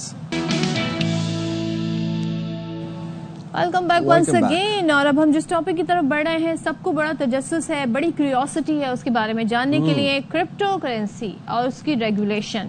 So block chain technology کے فروغ اور ڈیجیٹل فائنینس کو تحفظ فراہم کرنے کے لیے حکومت نے فیصلہ کیا ہے کہ ملک میں پہلی بار کرپٹو کونسل قائم کی جائے گی, اور یہ کونسل عالمی کرپٹو اور بلاک چین تنظیموں سے روابط قائم کر کے جدید ترین یعنی کہ اب جو نیا ایک فائنینشیل سسٹم ہے اس کو اپنانے میں یہ ایک ہیلپ ہمیں کرے گی. ٹھیک ہے جی, اسی حوالے سے ہمیں جوائن کیا ہے پروگرام میں محمد Haroon who is a crypto expert. Thank you very much Haroon صاحب for joining us in the program. سب سے پہلے تو یہ بتائیے گا کہ کرپٹو کرنسی ذرا سمجھائیں ہمارے ناظرین کو, ذرا آسان الفاظ میں شروع سے ذرا سمجھا دیں کہ یہ ہے کیا. اچھا دیکھیں, کرپٹو کرنسی کا جو آغاز ہے وہ 2009 سے ہوا تھا. ٹھیک ہے. جب 2008 میں جب فائنینشیل کرائسس آئے تھے دنیا بھر میں, خاص کر یورپ کنٹریز میں, USA میں, تو وہاں پر ایک ستوشی ناکاموتو نامی ایک آدمی جس کو ہم انونیمس بھی کہہ سکتے ہیں, اس نے ایک فارمولا ایسا لے کر آیا تھا کہ وہ یہ چاہ رہے تھے کہ جو آپس میں ٹرانزیکشن ہے دو آدمی کے درمیان, دو لوگوں کے درمیان یا دو کسی پارٹیز کے درمیان, وہ ایسی ٹرانزیکشن ہو جس کے پیچھے کوئی سینٹرل پارٹی نہ ہو. یعنی کہ جس طرح ہمارا بینکنگ سسٹم ہے کہ سینٹرل پارٹی نہ ہو اس کے اندر, تو اپنا اس نے ایک فارمولا لے کر آیا جس کو ہم کہتے ہیں P2P الیکٹرانک کیش. تو جب 2009 میں وہ لے کر آیا, اس کے بعد ان کا ایک دوست تھا ہیلپنی, انہوں نے ان کے ساتھ مل کے کام کیا, ٹرانزیکشن کرنا شروع کی, لیکن پھر یہ ہوا کہ اس کو کوئی پذیرائی نہیں ملی. 2009 2010 اس کے بعد پھر 2011 میں انہوں نے اس کو تھوڑا سا وسیع پیمانے پر اس کو لینے کی کوشش کی گئی, کچھ ایکسچینج پہ یا کچھ اس کی سائٹس پہ اس کو یوز کیا گیا اس کو.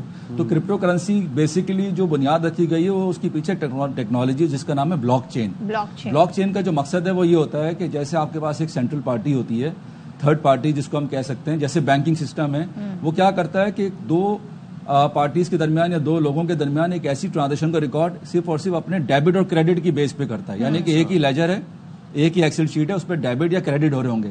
یعنی کہ اگر صدف جو ہے وہ سائم کو پیسے بھیج دے تو سائم کے پاس کریڈٹ ہو رہا ہے, صدف کے پاس ڈیبٹ ہو رہا ہے, but it is going to be recorded on a single page. یعنی کہ آپ سمجھ لیں سنگل پیج پہ ہو رہا ہے. بلاک چین میں ایسا نہیں ہے. بلاک چین میں یہ ہوتا ہے کہ آپ کے پاس ہر 10 منٹ کے بعد, میں اگر بٹ کوائن کی بات کروں تو ہر 10 منٹ کے بعد ایک بلاک بنتا ہے, اس بلاک کے اندر ٹرانزیکشن رکھی جاتی ہیں. یعنی کہ اگر ہارون نے اگر ٹرانزیکشن کی آپ کو تو اس ٹرانزیکشن کا ریکارڈ ایک بلاک میں آ رہا ہوگا. ٹھیک ہے. یعنی کہ ایک ٹرانزیکشن, دو ٹرانزیکشن, دنیا بھر سے ٹرانزیکشن آ رہی ہوں گی تو ان کا ریکارڈ آ رہا ہوگا. مطلب ایک پارٹی بیچ میں انوالو نہیں ہے, ہر ٹرانزیکشن کا الگ الگ بلاک بنے گا. اس میں صرف 2 پارٹیز ہیں. اس میں دیکھیں بنیادی طور پہ اس میں 4 کریکٹرز ہوتے ہیں, اس میں 4 آئٹمز ہوتے ہیں. یہ ایک بیسک میں آپ کو فنڈامنٹل بتا دیتا ہوں. اس میں ایک تو پارٹی اے جو سینڈر ہے, پارٹی بی جو ریسیور ہے, جو سینڈر ریسیور بھی آپس میں ہو سکتے ہیں. تیسرا ہوتا ہے اس کو ہم کہتے ہیں مائنر, مائننگ مشین جس کو ہم کہتے ہیں, یعنی کہ جس کا کام ہے مائن کرنا, بلاک مائن کرنا. اور چوتھا کام وہ کرتا ہے نوڈ. نوڈ کا مطلب ہے ایک سمجھ لیں کہ ایک ہمارے پاس ایک ہارڈ ڈرائیو ہے, ایک ہمارے پاس ایک سرور ہے جہاں پر سارا ریکارڈ ہو رہا ہے. اب یہ نوڈ جو ہیں اس وقت 12,000 سے زیادہ ہیں انٹرنیٹ سے کنیکٹ. مائننگ مشینیں اس وقت آپ اندازہ لگا لیں کہ تقریباً کوئی آپ لگا لیں اندازہ کہ 2 کروڑ سے زیادہ اس وقت مشینیں دنیا بھر میں اس سے ایسوسیٹ ہیں. اب کسی کے پول میں 10 لاکھ مشینیں, کسی کے پول میں 20 لاکھ مشینیں, تو اس طرح کرتے کرتے آپ انڈیویجول لیول پہ بھی آپ مشینیں آپ کر سکتے ہیں. آپ خود ایک مشین سے بھی کام. تو یہ 4 اس وقت جو اس میں جو پارٹیسپینٹس ہیں بیسکلی بنائی طور پہ وہ اس طرح کام کرتے ہیں کہ a sender, receiver, mining machine اور ایک آپ کا نوڈ. تھوڑا ذرا کوائنس کے بارے میں بتا دیں. ہم کہتے ہیں کہ جی کچھ لوگ کہتے ہیں بٹ کوائن از بیٹر, کچھ لوگ کہتے ہیں نہیں ایتھیریم بیٹر ہے, کچھ کہتے ہیں جی اس میں انویسٹ کرو, اس میں انویسٹ کرو. یہ کوائنس کی کیا گیم ہے اور کس کوائن میں انویسٹ کرنا چاہیے؟ اچھا دیکھیں, اب تو دیکھا جائے تو اس وقت کوئی 32,000 projects are available on the internet, جس میں کوائنس بھی ہیں, ٹوکنس بھی ہیں. جب میں آپ کو ورڈ بولوں نا کوائن, تو اس کا مطلب یہ کہ وہ کسی بلاک چین کے اوپر ہے, یعنی کہ خود بلاک چین ہے. وہ ہر بلاک چین کا اپنا کوائن ہوتا ہے, جیسے ایتھیریم ہے, بٹ کوائن ہے, XRP ہے, ریپل جس کو ہم کہتے ہیں. یہ سارے جو ہے نا یہ بلاک چین کہلاتے ہیں, ان کے اپنے کوائنز ہوتے ہیں.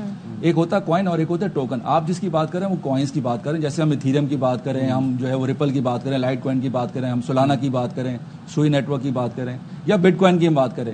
ان کوائن کو خریدنے سے پہلے آپ کو دیکھنا پڑتا ہے کہ آپ چلیں, یہ تو کرنسیز تو آپ کو پتہ ہے کہ کافی اس وقت ایکسپینسو بھی ہیں, ان کو خریدنے میں آپ کو کافی ہیوی فنڈ بھی چاہیے, اور ان کے اندر بہت زیادہ آپ کو جو ہے وہ ریٹرن بھی نہیں ملے گا کہ آپ سمجھتے ہیں کہ اگر آپ نے 4-5 گنا 10 گنا بنانے تو آپ کو یہاں سے نہیں ملے گا, کیونکہ وہ ٹائم چلا گیا جب ایک زمانے میں جب $1,000 کا بٹ کوائن ہوتا تھا تو اس نے ایک سال میں $20,000 کیا. اب ایسا نہیں ہے کہ وہ اس وقت وہ 84,000 پہ اگر بٹ کوائن ہے تو آپ کو 84 سے آپ کو وہ 3-4 گنا دے دے گا, ایسا نہیں ہو سکتا, کیونکہ آلریڈی اس کی مارکیٹ کیا بہت زیادہ ہے. تو اس کا انتخاب کرنے کے لیے آپ کو پہلے دیکھنا پڑے گا کہ اس کا بیسکلی مقصد کیا ہے. جیسے اب بٹ کوائن ہے وہ پروف آف ورک پہ کام کرتا ہے, ایتھیریم جو ہے وہ پروف آف اسٹیک پہ کام کرتا ہے. ٹھیک ہے. اچھا, ہم جو ہمارے یہاں کرپٹو کونسل قائم کی گئی ہے تو اس کا مقصد کیا ہے, دوسرے ہی ہماری معیشت کو کیسے ہیلپ کرے گا؟ دیکھیں, پہلی بات تو یہ کہ یہاں پر یہ کہنا کہ دیر آئے درست ہے, یہ تو میرے خیال سے جملہ صحیح نہیں ہے, کیونکہ ہم نے جتنی دیر کر دیں گے اتنا ہمارے زیادہ نقصان ہے ہمارا. ٹھیک ہے, اس کا بنیادی مقصد یہ ہونا چاہیے کہ اس وقت اندازہ لگائیں کہ پاکستان اسٹاک ایکسچینج میں کوئی 4 سے 5 لاکھ لوگ ایکٹیو یوزرز ہیں اس وقت. ٹھیک ہے, 4 سے 5 لاکھ. لیکن اگر ہم کرپٹو کرنسی کی بات کریں اس وقت 2 کروڑ سے زیادہ کے صارفین ہیں اس وقت. اب سوال ہی پیدا ہوتا ہے یہ لوگ کہاں سے آئے, یہ کیسے آ گئے پاکستان میں؟ نہ تو ان کی مارکیٹنگ کی گئی, نہ تو ان کو پذیرائی کی گئی.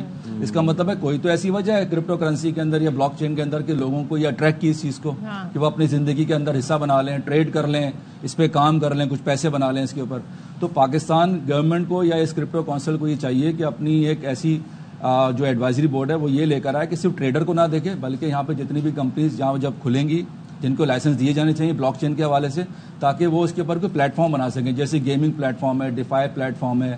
اس کے علاوہ لاتعداد ایسے قسم کے ہمارے پاس جو ہے نا وہ ٹیکنالوجیز آ گئی ہیں بلاک چین کے اوپر کہ آپ اس پہ کام کیا جا سکتا ہے. ہماری ورک فورس اتنی اسکلڈ ہے کہ اس میں کام کر سکے؟ نہیں, میرا نہیں خیال ہے, کیونکہ پڑھایا ہی نہیں جاتا, بہت کم انسٹیٹیوٹ میں پڑھایا جاتا ہے. میں خود اپنا میں IBS سے میں خود پڑھ کے آ چکا ہوں, تو میں بھی دیکھتا ہوں کہ ابھی تک انسٹیٹیوٹ میں اس کو پڑھایا ہی نہیں جا رہا ہے, اس کو جبکہ اس کو پڑھا دینا چاہیے, کیونکہ بلاک چین کے جو ڈیولپرس ہیں اس کا فقدان ہے, اتنا آسانی سے وہ ملتے نہیں. تو پاکستان میں پڑھایا نہیں جاتا, لیکن اس کی ڈیمانڈ بہت زیادہ ہے. اسپیشلی جو سننے والے اگر میرے سن رہے ہیں تو اس وقت جیسے یہ لینگویج ہے ایتھیریم کے اوپر یا سولانا کے اوپر, سولیڈیٹی لینگویج ایسی ہے جو بہت زیادہ پاپولر ہے اس وقت, لیکن پاکستان میں بہت کم پڑھائی جاتی ہے, بہت گنے چنے لوگ ہیں.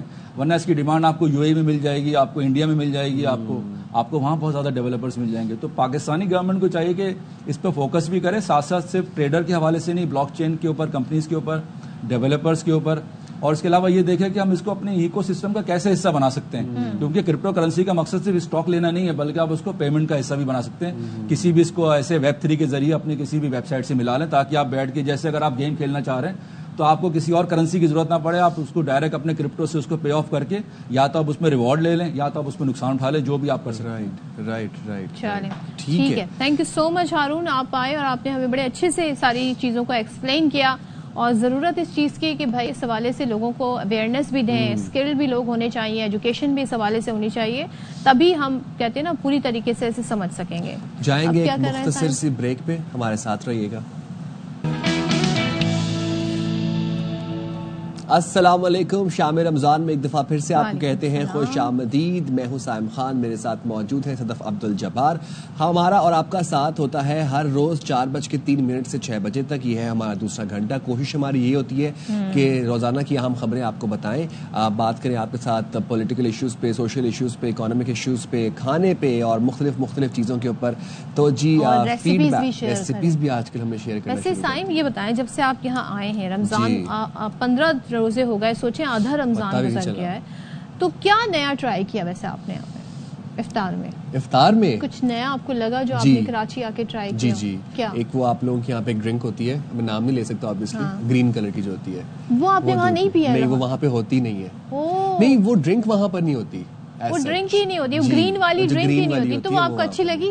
وہ اچھی لگی تھی, وہ اچھی تھی. ہاں, نام ہم نہیں لے سکتے, لیکن یہ ہے کہ سب کو آئیڈیا ہو گیا. پھر ابھی آج میں نے وہ منگوائے ہیں کاٹھی والی چنے, وہ بھی مزے کے ہوتے ہیں. تو یہ نئے فلیور جو ہے وہ آپ چیک کر رہے ہیں.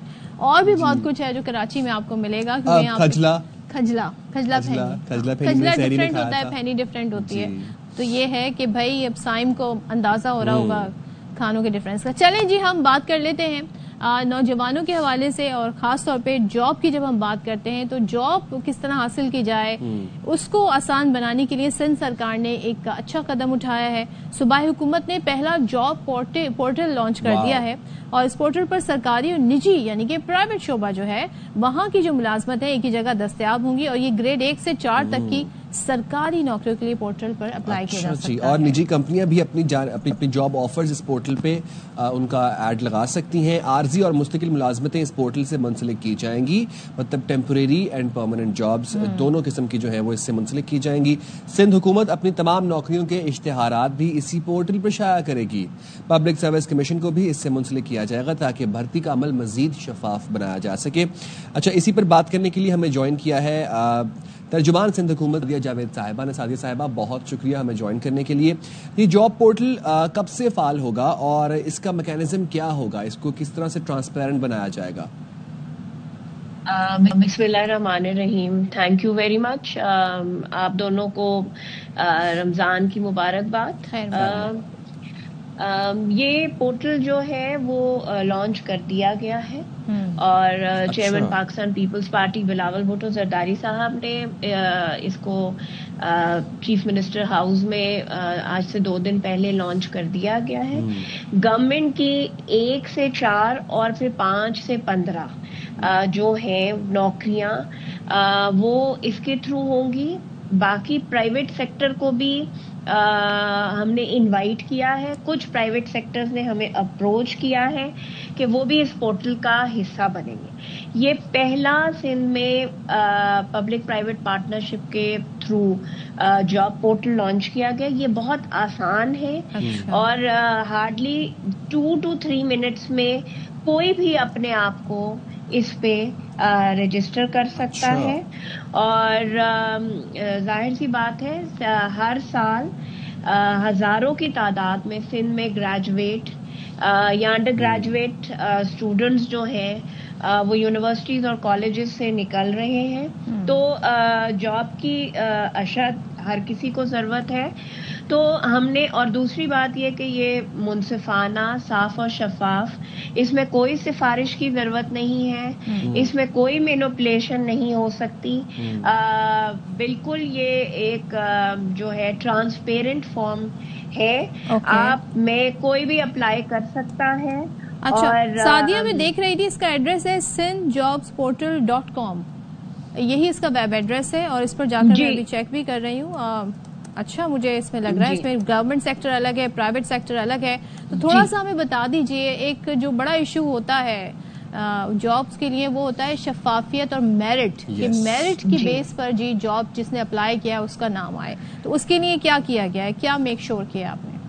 جی یہ جو جابز ہیں یہ بالکل ٹرانسپیرنٹ، جو اپلائی کرے گا فرسٹ کم فرسٹ کی پالیسی پر اس پہ اپلائی وہ ہوگا، اور جو پہلے اپلائی کرے گا مطلب جتنی ویکینسی ہوں گی جو پہلے اپلائی کرے گا ظاہر سی بات ہے وہی حقدار ہے. اچھا سعدیہ اس کے اوپر جو رجسٹریشن ہے ہم دیکھتے ہیں کہ اکثر رجسٹریشن فیس ہوتی ہے کوئی، اس کے اوپر تو کسی قسم کی رجسٹریشن فیس نہیں ہے؟ نہیں جی یہ بالکل فری آف کاسٹ پورٹل ہے اور اس پہ کوئی فیس نہیں ہے. بس آپ کو اپنے آپ کو اس میں رجسٹر کرنا ہے. جس کیٹیگری کے لیے آپ فال کرتے ہیں، ڈاکٹر کے لیے، انجینئر کے لیے، وہ جو ہے آپ اس میں جا کے اپنے آپ کو رجسٹر کریں گے. جو ریکوائرمنٹ ہے ظاہر سی بات ہے آپ کی کوالیفیکیشن، اگر کوئی ورک ایکسپیرینس ہے وہ سب کچھ آپ ڈالیں گے، اور پھر جہاں جس ڈپارٹمنٹ میں ریکوائرمنٹ ہوگی وہ وہاں جو ہے وہ آپ کی سی وی وہ فارورڈ ہو جائے گی. اچھا تو صرف سندھ کے شہری ہی اپلائی کر سکتے ہیں یا پھر دیگر صوبوں سے بھی لوگ اس میں اپلائی کر سکیں گے؟ نہیں جی ابھی تو یہ صوبہ سندھ میں یہ پورٹل لانچ کیا گیا ہے، یہ صوبہ سندھ کے لیے ہے. سندھ کے تمام شہروں میں نوجوان جس بھی یونیورسٹی کالج سے یا بے روزگار ہیں ان کے لیے پورٹل لانچ کیا گیا ہے. یہ ترقی کی طرف دنیا کیونکہ ڈیجیٹلائزیشن کی طرف جا رہی ہے، ہمیں بھی پاکستان کو بھی ڈیجیٹلائزیشن کی طرف جانا ہے، تو یہ ہماری پہلی کاوش ہے سندھ حکومت کی. باقی صوبے بالکل اس کو فالو کر سکتے ہیں، پاکستان اس کو فالو کر سکتا ہے، تو لیکن یہ ابھی اس وقت سندھ کے اس وقت سندھ میں ہے. اچھا سعدیہ یہ بھی بتائیے گا کہ جو پرائیویٹ کمپنیز ہیں وہ کس طریقے سے جو ہے اس پورٹل کے ذریعے ملازمتوں کے جو ایڈورٹائزمنٹس ہیں وہ لگا سکتی ہیں؟ دیکھیں وہ پورٹل پہ دونوں لوگوں کو ایک گورنمنٹ جابس کا الگ ایک پورشن ہے اور ایک پرائیویٹ جابس کے لیے ہے. وہ لوگ جو بھی انٹرسٹڈ ہوگا وہ سندھ گورنمنٹ سے اس میں رابطہ کرے گا، ہمارے انفارمیشن ڈپارٹمنٹ سے، اور ہم ان کا بھی ایڈ اس میں پوسٹ کر دیں گے. پھر جو ان کی ریکوائرمنٹ ہے وہ جو بھی پورا کرے گا ان کو وہ کمپنی انٹرویو کرے گی، اور جو ہے وہ جاب اگر جو بھی پوٹینشیل کینڈیڈیٹ ہوگا، جو طریقہ کار ہے پرائیویٹ سیکٹر میں جاب حاصل کرنے کا وہ اس پہ ایپلیکیبل ہوگا. اس کو ہم نے آئی ورک فار سندھ کے نام سے اس کو ہم انٹروڈیوس کر رہے ہیں، اور آپ کے چینل کے توسط سے تمام سندھ کے یوتھ کو، پڑھے لکھے لوگوں کو، جو لوگ جاب کے لیے امیدوار ہیں ان کو کہوں گی کہ زیادہ سے زیادہ رجسٹر کریں تاکہ آپ کو پوٹینشیل جابز اس پورٹل کے تھرو مل سکیں. اور یہ پورٹل جو ہے فری لانسنگ اور عارضی نوکریوں کے مواقع بھی فراہم کرے گا، تو اس کے حوالے میں تھوڑا جی کانٹریکچل دیکھیں کچھ نوکریاں کانٹریکچل بیسڈ ہوتی ہیں، ڈیلی ویجز پہ بھی جابز، کیونکہ بعض ڈپارٹمنٹس میں جو ہے آپ کو پتہ ہے کے لیے ریکوائرمنٹ ہوتی ہے، تو اس کا الگ سے ایک اور وہ لوگ بھی اپلائی کر سکتے ہیں. اس میں کانٹریکچوئل بھی ہے اور ڈیلی بیسس بھی. ٹھیک ہے تھینک یو سو مچ سعدیہ جاوید ہمارے ساتھ ہی، بہت شکریہ. بڑا زبردست یہ ہے کہ اب لوگوں کو نیوز پیپر سرچ نہیں کرنے پڑیں گے، ایک نیوز پیپر دوسرا نیوز پیپر، اور دین اگین وہ فیس نہیں دینی پڑے گی، جو کنسلٹنٹس کی فیس ہوتی ہے نا، یہ جو آپ کو جابس ڈھونڈ کے دیتے ہیں وہ بھی نہیں دینی پڑے گی. آپ اس ویب سائٹ پر جائیں sindhjobs.com، یہاں پر آپ جائیں اور جا کر آپ اس میں سرچ کر سکتے ہیں. تو یہاں پہ تمام جو پرائیویٹ جابس ہیں اس کے ایڈز بھی اویلیبل ہوں گے اور آپ کو اپلائی کرنے کا طریقہ بھی آ جائے گا. بالکل ایسے ہی ہے. ہاں جی. صدف کچھ دنوں پہلے ہم نے ایک سوشل میڈیا پر وائرل ویڈیو دیکھی جس میں کچھ پولیس اہلکار ایک پھل فروش کو مار رہے تھے, گالیاں دے رہے تھے, اور جبکہ اس کی بچی بھی وہاں پر اس کے ساتھ موجود تھی اس کے ٹھیلے کے اوپر.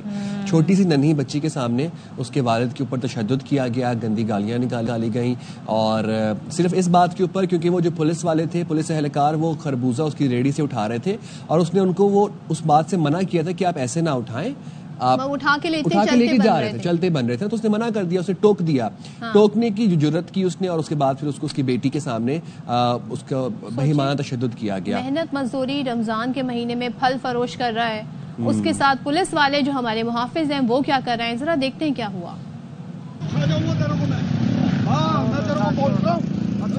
تیرے کو میں ایسا لپیٹے میں لے لوں گا, یاد کرے گا. دیکھ رہے اس کے کام اپنے گھر کے لیے لے رہا ہوں, کسی کے گھر کے تو مجھ سے پوچھ کے اٹھائے گا نا بھائی. تیرے کو تیرے سامنے تو اٹھا رہا ہوں میں, مجھ سے بولو بھائی خربوزہ چاہیے دو لے کے.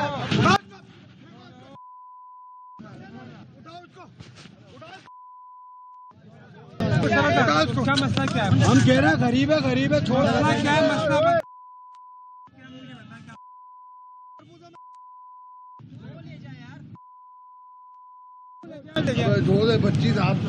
بھائی وہ غریب ہے لیکن محنت کر کے روزی روٹی کما رہا ہے, حرام نہیں کھا رہا, حلال کمائی کمانے کی کوشش کر رہا ہے, اور اس کی بچی بے بسی سے خوف کا, دہشت کا شکار ہو کے دیکھ رہی. ظاہر ہے وہ اپنے باپ کو جس حالت میں دیکھ رہی ہے, اور جس طریقے سے پولیس کی اپنی خود طاقت ہے, وہ محافظ ہے, قانون پر عمل درآمد کرواتی ہے, اور وہی قانون توڑے تو پھر ہم کیا کہہ سکتے ہیں. جان و مال کا تحفظ کرنے کے لیے پولیس بنی ہے, اور ابھی جو بچی یہاں بیٹھی یہ سب کچھ دیکھ رہی تھی نا, یہ ساری زندگی کے لیے صرف ٹرامیٹائز رہے گی. پولیس کا کیا امیج یہ بنے گا, بچی ہمیشہ خوف میں رہے گی. پولیس جب بھی پولیس کو دیکھے گی خوف زدہ ہو جائے گی. بھائی پتہ ہے آپ کو سائم, 15 رمضان سے اب یہ سلسلہ شروع ہو گیا ہے. اب اسی طریقے کے معاملات کہیں پہ, کیونکہ اب تو کیمرہ, موبائل میں کیمرہ آ گیا تو ویڈیوز ہمارے سامنے آ جاتی ہیں, ورنہ اس طرح کے لاتعداد واقعات ہوتے ہیں. کوئی کسی کے ٹھیلے سے اٹھا کے کچھ چلا جاتا ہے, کوئی کسی کا موبائل چھین کے چلا جاتا ہے, لیکن وہ تو چور ڈاکو چکے ہوتے ہیں. یہ تو ہمارے پولیس والے ہیں, اور یہ بھی نہیں خیال کر رہا ہے کہ ان کی ویڈیو بن رہی ہے. اور بچی ساتھ بیٹھی ہوئی ہے. چلے اچھا اس حوالے سے جو اقدام کیا وہ یہ ہوا کہ اس کے بعد S S P district central Zeeshan Shafiq Siddiqui نے موبائل میں موجود تمام اہلکاروں کو معطل کیا. معطل اہلکاروں کے خلاف مزید محکمانہ کارروائی کی ہدایت بھی کر دی, اور معطل اہلکاروں میں کانسٹیبل ظفر, ذوالفقار, نسیم اور ڈرائیور عبداللہ شامل ہے. موبائل میں موجود اہلکاروں نے کلندریا چوک پر پھل والے سے بغیر پیسے دیے پھل لیے, اور پھر پھل والے کے منع کرنے پر اسے بدتمیزی بھی کی. تو یہ ایک اچھا اقدام ہے جو کہ S S P district central Zeeshan Shafiq کی طرف سے لیا گیا, ان کو معطل کیا گیا. اس کی مزید ڈیٹیل جان لیتے ہیں. محمد آصف ہمارے ساتھ ہیں, آصف خان ہمارے نمائندے. آصف بتائیے گا اب تک پولیس اہلکاروں کے خلاف جو ایکشن لیا گیا ہے کیا اس کی ڈیٹیلز ہیں؟ بالکل جس طرح سے آپ نے بتایا, چاروں اہلکاروں کو تو معطل کیا گیا تھا, تاہم اس کے بعد اس میں جو مین جو وہ ہے کانسٹیبل ظفر, ان کو باقاعدہ نوکری سے برخاست کر دیا اور ان کو نوکری سے نکال دیا گیا, ڈسمس فرام سروس کر دیا گیا, اور اس کا باقاعدہ لیٹر جاری ہوا ہے. گزشتہ رات ہی یہ لیٹر جاری کیا گیا ہے ایس ایس پی سینٹرل کی جانب سے, اور باقاعدہ ایس ایس پی سینٹرل نے جو یہ پھل فروش ہیں ان کو اپنے دفتر میں بھی بلایا, ان کو پھولوں کا گلدستہ پیش کیا, اور ان سے یہ کہا کہ جو یہ تمام معاملہ ہوا اس کے اندر یہ پولیس والوں کا یہ عمل نہیں ہے, یہ اجتماعی عمل نہیں ہے, انفرادی عمل ہے. تو جس پولیس اہلکار کا یہ انفرادی عمل تھا اس کو سزا بھی دی گئی, اس کو نوکری سے برخاست بھی کیا گیا, اور تو پولیس کی جانب سے تو یہ کیا گیا ہے. لیکن ساتھ ساتھ میں آپ کو یہ بتاؤں, یہ تو ایک ویڈیو ہے جو منظر عام پر آئی ہے. شہر میں اس طرح کے واقعات روزانہ ہوتے ہیں. آپ نے بالکل صحیح کہا کہ یہ واقعات جو ہے یہ روزانہ کی بنیاد پر ہوتے ہیں. یہ تو ویڈیو بن گئی تو یہ منظر عام پر آ گئی. ساتھ ساتھ میں نے وہاں پر جو پھل فروش ہیں ان سے بھی اس حوالے سے بات کی تھی, اور انہوں نے کہا تھا کہ یہ روز کا معمول ہے. روزانہ پولیس اہلکار یہاں پر آتے ہیں, یہاں سے جو ہے وہ بغیر پیسے دیے پھل اٹھاتے ہیں, پھل لیتے ہیں, اور پھر اس کے بعد چلے جاتے ہیں, اور نہ صرف پھل لیتے ہیں اس کے علاوہ اپنی مرضی سے پیسے بھی لیتے ہیں. مجھے تو یہ تک لیکن آصف بتائیں, یہ پولیس اہلکاروں کی ٹریننگ کا فقدان ہے, کیوں انہیں احساس نہیں ہے؟ انہوں نے ہی قانون پر عمل درآمد کرانا ہے, وہی ایسے کریں گے تو پھر کس سے امید رکھی جائے؟ پولیس حکام نے ایکشن لیا, بہت اچھی بات ہے, لیکن جیسے کہ آپ خود کہہ رہے ہیں کہ یہ ہر جگہ اس طرح کے واقعات ہو رہے ہیں, اس کو کیسے روکیں گے؟ देखें बिल्कुल उसको किस तरह से रोका जाए, वो यही होता है कि जब वीडियो बनती है, मंजर आम पर आती है, उसके बाद फिर कार्रवाई होती है, लेकिन इसको इस तरह से रोका नहीं सकता क्योंकि पूरा सिस्टम ही यहाँ पर इस तरह का है। अब इसी तरह से अगर आप ले लें, आप मोटरसाइकिल पे जो जा रहे होते हैं उनको रोकते हैं तो उनसे भी रिश्वत तलब की जाती है, फिर उनको छोड़ा जाता है। तो ये बिल्कुल शहर में जो है ये आम है, इसको इस तरह से नहीं रोका जा सकता। ये है कि इसके ऊपर जब जिस तरह से अभी कार्रवाई हुई है तो ये भी एक अच्छा अमल है। इसके बाद जो दीगर पुलिस एहलकार हैं वो भी अब इससे डरेंगे और वो भी अब इस तरह खुलेआम हरकत करने से जो है वो परहेज करेंगे। शहर में ये तो मामूल है और जिस जगह पर ये वाकया हुआ है वहाँ पर रोज़ाना की बुनियाद पर जो ठेले वाले हैं उनसे इसी तरह से लिया जाता है। और जो वीडियो में आपने देखा जिस शहरी पर तशद्दुद हुआ है, जिस फल फरोश पर, इनका नाम मुमताज़ है, ये वहीं पर रहते हैं, नॉर्थ नाज़ाबाद में ही। और जिस वक्त इनके साथ ये बदतमीजी हुई है उससे पहले इसी पुलिस एहलकार ने एक और ठेले वाले से इसी तरह से फल लिया था और उसके बाद दूसरी बार फिर ये इनके पास आया, मुमताज़ के पास, और इनके पास से जब इसने जो है वो फल लिया तो मुमताज़ ने जो है वो शोर मचाया कि भाई इसके पैसे तो दें, और फिर उसके बाद इसने तशद्दुद किया।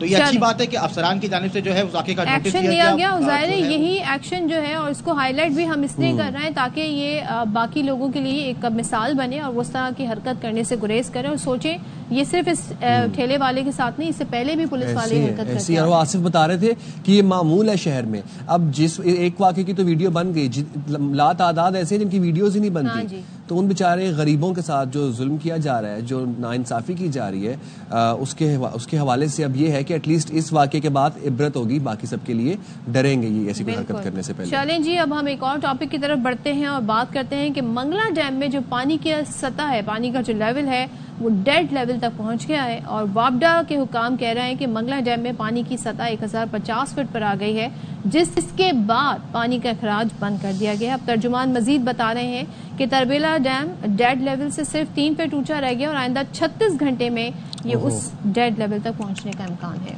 तो ये डिटेल इसकी आ रही है। मजीद ये बताया जा रहा है कि जी पानी की सतह 1400 फीट तक गिर गई है और तरबेला में पानी का जखीरा 15,000 एकड़ फीट है, जबकि मंगला में पानी का जखीरा 72,000 एकड़ फीट और चश्मे में पानी का जखीरा 15,000 एकड़ फीट है। तो भाई ये तरबेला के मकाम पर दरिया सिंध में पानी की आमद 22,000 क्यूसिक जबकि अखराज 20,000 क्यूसिक है। तो ये मसला कैसे हल होगा? पानी की सतह डेड लेवल तक पहुंच गई, क्यों पहुंची, कैसे पहुंची, क्या इकदाम करने चाहिए थे जो नहीं किए गए, ये कुछ सवालात हैं जो मेरे दिमाग में फौरन जन्म ले लिए इन सवालात ने, और इस हवाले से बात भी करेंगे। इसका ताल्लुक बारिशों से भी होगा? डेफिनेटली बारिशों से होगा, डेफिनेटली बारिशों से होगा। तो हमारे साथ इसी वाले से बात करने के लिए मौजूद हैं water expert doctor Hasan Abbas साहब। Thank you very much Hasan Abbas साहब for joining us in the programme. Tarbela और मंगला डैम डेड लेवल तक आ गए हैं, क्या वजह समझते हैं आप इसकी? जी उसकी वजह बड़ी सिंपल है कि ये जो हमने इतने बड़े बड़े डैम बनाए हैं, ये एक मिथ है वाटर मैनेजमेंट का, क्योंकि आप देखें जब बारिशें नहीं होती तो ये डैम खाली हो जाते हैं, जब बारिशें होती हैं तो इनमें पानी होता है। ये basically run of the river system है आपका, और इसी के हिसाब से आपका पूरा सिस्टम चलता है। और ये जो हमने मेगा $1 बिलियन डैम्स की इसमें इन्वेस्टमेंट की है, वो अपना जो डिविडेंड जो हम क्लेम करते थे या हमारा ख्याल था कि ये देंगे, ये नहीं दे सकते, क्योंकि आप कोई भी डैम ले लें, अगर बारिशें होती हैं और इसमें पानी आता है और बारिशें नहीं होती, इसका पानी ख़त्म हो जाता है। तो मेरा नहीं ख्याल कि इनकी हमें ज़रूरत है या ये वो कोई इस तरह का काम करते हैं कि पानी को स्टोर करें और जब बारिशें नहीं होती तो हमें पानी दें। अच्छा, तो अब ये जो मसला है, ज़ाहिर ऐसे लग रहा है कि हालात मज़ीद संगीन हो सकते हैं, इस वक्त किया क्या जा सकता है? देखिए इस वक्त क्या किया जा सकता है, आपने अपने आप को जो है ना वो अडेप्ट नहीं किया क्लाइमेट चेंज के साथ, और अभी तक भी जो आपके प्रोजेक्ट्स आप नए प्लान कर रहे हैं, अभी आपके 2 नए डैम बन रहे हैं, एक मोमन डैम बन रहा है, एक दिमरबाशा बन रहा है। तो जब बारिशें नहीं है और जो डैम हैं उनके बीच में पानी नहीं है, तो नए वालों में कहां से आएगा? अच्छा, तो आपकी इन्वेस्टमेंट प्रायोरिटीज गलत हैं। आप जी बताएं। जी देखिए, हमारी इन्वेस्टमेंट प्रायोरिटीज गलत हैं। हमने अपने इंडस वाटर सिस्टम को समझा ही नहीं है और हमने इस पे अंधाधुंध जो है वो उन मुल्कों के और उन रिवर सिस्टम्स के मॉडल लगाए हैं जो कि इंडस के ऊपर सूट नहीं करते। हमारे पास इंडस में पानी की स्टोरेज जो है वो कुदरत ने हमें एक्विफर्स में करके दी हुई है, एक्वाफर से मेरी मुराद वो वाला एक्वाफर है जो दरिया के पार्ट के नीचे है, और उसमें इस वक्त भी अगर देखा जाए तो आपका हंड्रेड्स ऑफ मिलियंस ऑफ एकड़ फीट पानी जो है वो स्टोर हुआ है। ये जो आपके दरिया के नीचे का बेड है जिसमें सैंड होती है, उस सैंड के नीचे आपका इस वक्त भी क्लीन ड्रिंकिंग वाटर का पानी जो है, क्लीन ड्रिंकिंग वाटर क्वालिटी का पानी मौजूद है। लेकिन हमने आज तक कोई ऐसी इन्वेस्टमेंट नहीं की कि हम इस रिसोर्स को इस्तेमाल कर सकें, और हमारा कोई ऐसा इंफ्रास्ट्रक्चर नहीं बना, कोई ऐसा सिस्टम नहीं बना जिससे हम इसको यूज कर सकें। इस वक्त मसलन हमने भी एक रिसेंट स्टडी की थी, उसमें हमने देखा कि जो सिर्फ पैनट से लेके तो खान बेला तक या मिठन कोट तक जो एरिया है आपके दरिया का, इसके नीचे 110 मिलियन एकड़ फुट पानी है जो कि ड्रिंकिंग क्वालिटी का है, और इस वक्त भी वो पानी वहाँ पे मौजूद है। लेकिन हमने क्योंकि इस सिस्टम को स्टडी नहीं किया, हमने अपने दरिया को के ऊपर दूसरे दरियाओं के मॉडल लगाए जिनमें इस तरह की स्टोरेज नहीं होती, और हमने इस स्टोरेज को इग्नोर किया हुआ है। तो डॉक्टर साहब चीज़ के अब हम जो जी अब तो अब देखिए ना कि मंगला डैम खास तौर पर उसका एक अहम किरदार है इरिगेशन के अंदर, पावर जनरेशन के अंदर, अच्छा फ्लड कंट्रोल में उसका एक अहम किरदार है। अब देखिए अगर यही मसला चलता रहेगा तो फिर at the end of the day मेरा पॉइंट ये है कि हल क्या है इसका? देखिए हल ये है कि हम अपनी इन्वेस्टमेंट प्रायोरिटीज को ठीक करें। अभी भी हम बिलियंस ऑफ डॉलर्स नए डैम बनाने के ऊपर लगा रहे हैं, उधर भी जब बारिशें नहीं होंगी तो पानी नहीं आएगा। और जो स्टोरेज हमारे पास है, जो मैं आपको बता रहा हूँ कि सिर्फ पंजरत से लेके तो मिठन कोट तक 110 मिलियन एकड़ फुट की स्टोरेज इस वक्त भी आपके पास है, उसमें पानी इस वक्त भी पड़ा हुआ है, वो ड्रिंकिंग वाटर क्वालिटी है पानी की। तो आप अभी तक उस तरफ क्यों नहीं आते कि अब आपने एक्वाफर मैनेजमेंट से अपने मुल्क की जो है वो मेन स्ट्रीम वाटर मैनेजमेंट कर दी है। आप आउटडेटेड सिस्टम्स के ऊपर अभी भी बिलियंस ऑफ डॉलर्स खर्च कर रहे हैं। ये आउटडेटेड सिस्टम्स 20th सेंचुरी के हैं, ये नहीं चलते। और अब हम देख रहे हैं कि अभी बारिशें नहीं हुई, 4-5 महीने बारिशें नहीं हुई तो आपके डैम डेड लेवल पे पहुंच गए हैं। अब अगर ये दो लेवल ये वो डैम अगर डेड लेवल पे पहुंच गए हैं और ऊपर आप जो नए डैम बना रहे हैं उनमें भी पानी नहीं भरा, तो इसका मतलब है कि जब आइंदा ऐसी सिचुएशन आएगी तो आपका डिमर बादशाह भी खाली होगा, मोमन डैम भी खाली होगा, और जो आपके ये एग्जिस्टिंग डैम है ये भी खाली होंगे। तो आपने अपना सिस्टम जो है उसको पहले समझें तो सही कि वो है क्या। सिस्टम आपको अभी तक अपने सिस्टम की समझ ही नहीं आई है। ठीक है डॉक्टर हसन अब्बास, बहुत शुक्रिया। और आप कह रहे हैं जी सिस्टम समझना होगा और अपने हालात और सिस्टम के मुताबिक ही अब जो नए प्रोजेक्ट बनाने हैं वो उस हवाले से ही बनाने होंगे, अदरवाइज ये मसला इसी तरह रहेगा। उन्होंने माजी की गलतियां हैं जो अब हमारे सामने आ रही हैं। हाँ जी, और वो अगर हम ना ही दोहराएं तो बेहतर है हमारे मुल्क के लिए। चलें अल्लाह रहम करे। और अब हम क्योंकि इस वक्त हो गए तकरीबन 5:30 का टाइम होने वाला है। कितना टाइम रह गया अफ्तार में? आई गेस अराउंड 1 घंटा तकरीबन 1 घंटा फ्यू मिनट्स। और ये है कि अब कुछ रेसिपी की बात हो जाए। बिल्कुल हो जाए। आज क्या है जी? आज हमारी रेसिपी क्या है? आज है हमारे पास अफगानी सीख बोटी। तो हम आपको उसकी रेसिपी दिखाते हैं।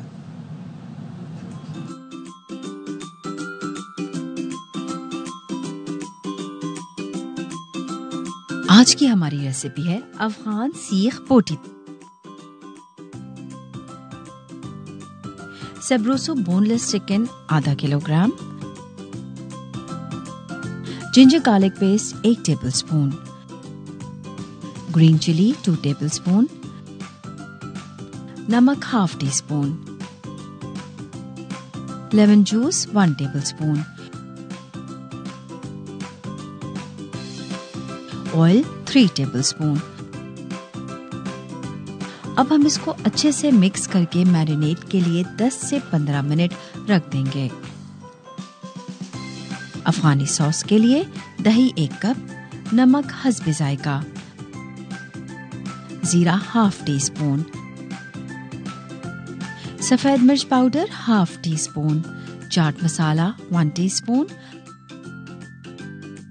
काली मिर्च ½ teaspoon, ginger garlic paste 1½ teaspoon,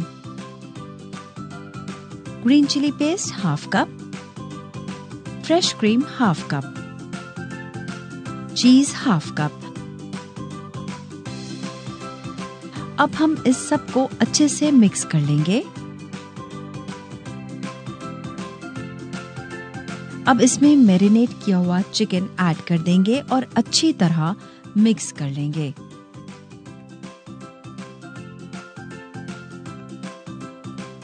दो घंटे मैरिनेशन के लिए रख देंगे। अब चिकन की बोटियों को सीख में लगाएंगे।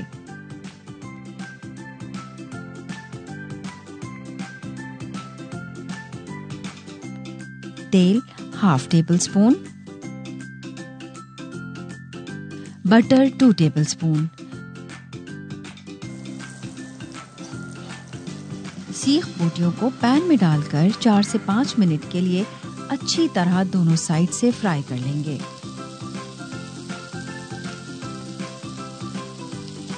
अब हम इसको डिश आउट करेंगे। लीजिए, हो गई हमारी अफगान सीख बोटी तैयार।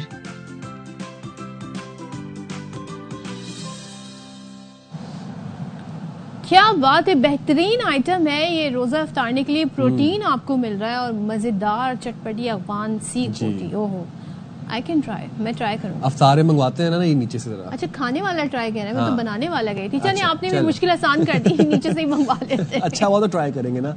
जाते हैं एक ब्रेक पे, stay with us. Welcome back. और जी आपने ईद की शॉपिंग हो गई? हाँ जी, ईद की शॉपिंग अभी शुरू हुई है हल्की हल्की, लेकिन आपने बिल्कुल सही दुरुस्त मुझे मशवरा दिया था कि 10, 7, 8, 10 रमजान के बाद मार्केट्स खुलेंगी। लेकिन अब एक मसला है ना सदफ, मार्केट्स के अंदर मार्केट्स तो खुल गई हैं, रश भी हो गया है, पार्किंग का मसला है, ट्रैफिक का मसला है, समझ नहीं आती गाड़ी कहाँ पे लगाएं, किधर क्या करें, कौन से रास्ते से जाएं। पहले सन्नाटा था, में चक्कर ही लगाता रहे बंदा, चक्कर ही लगाता रहे। और पहले सन्नाटा था।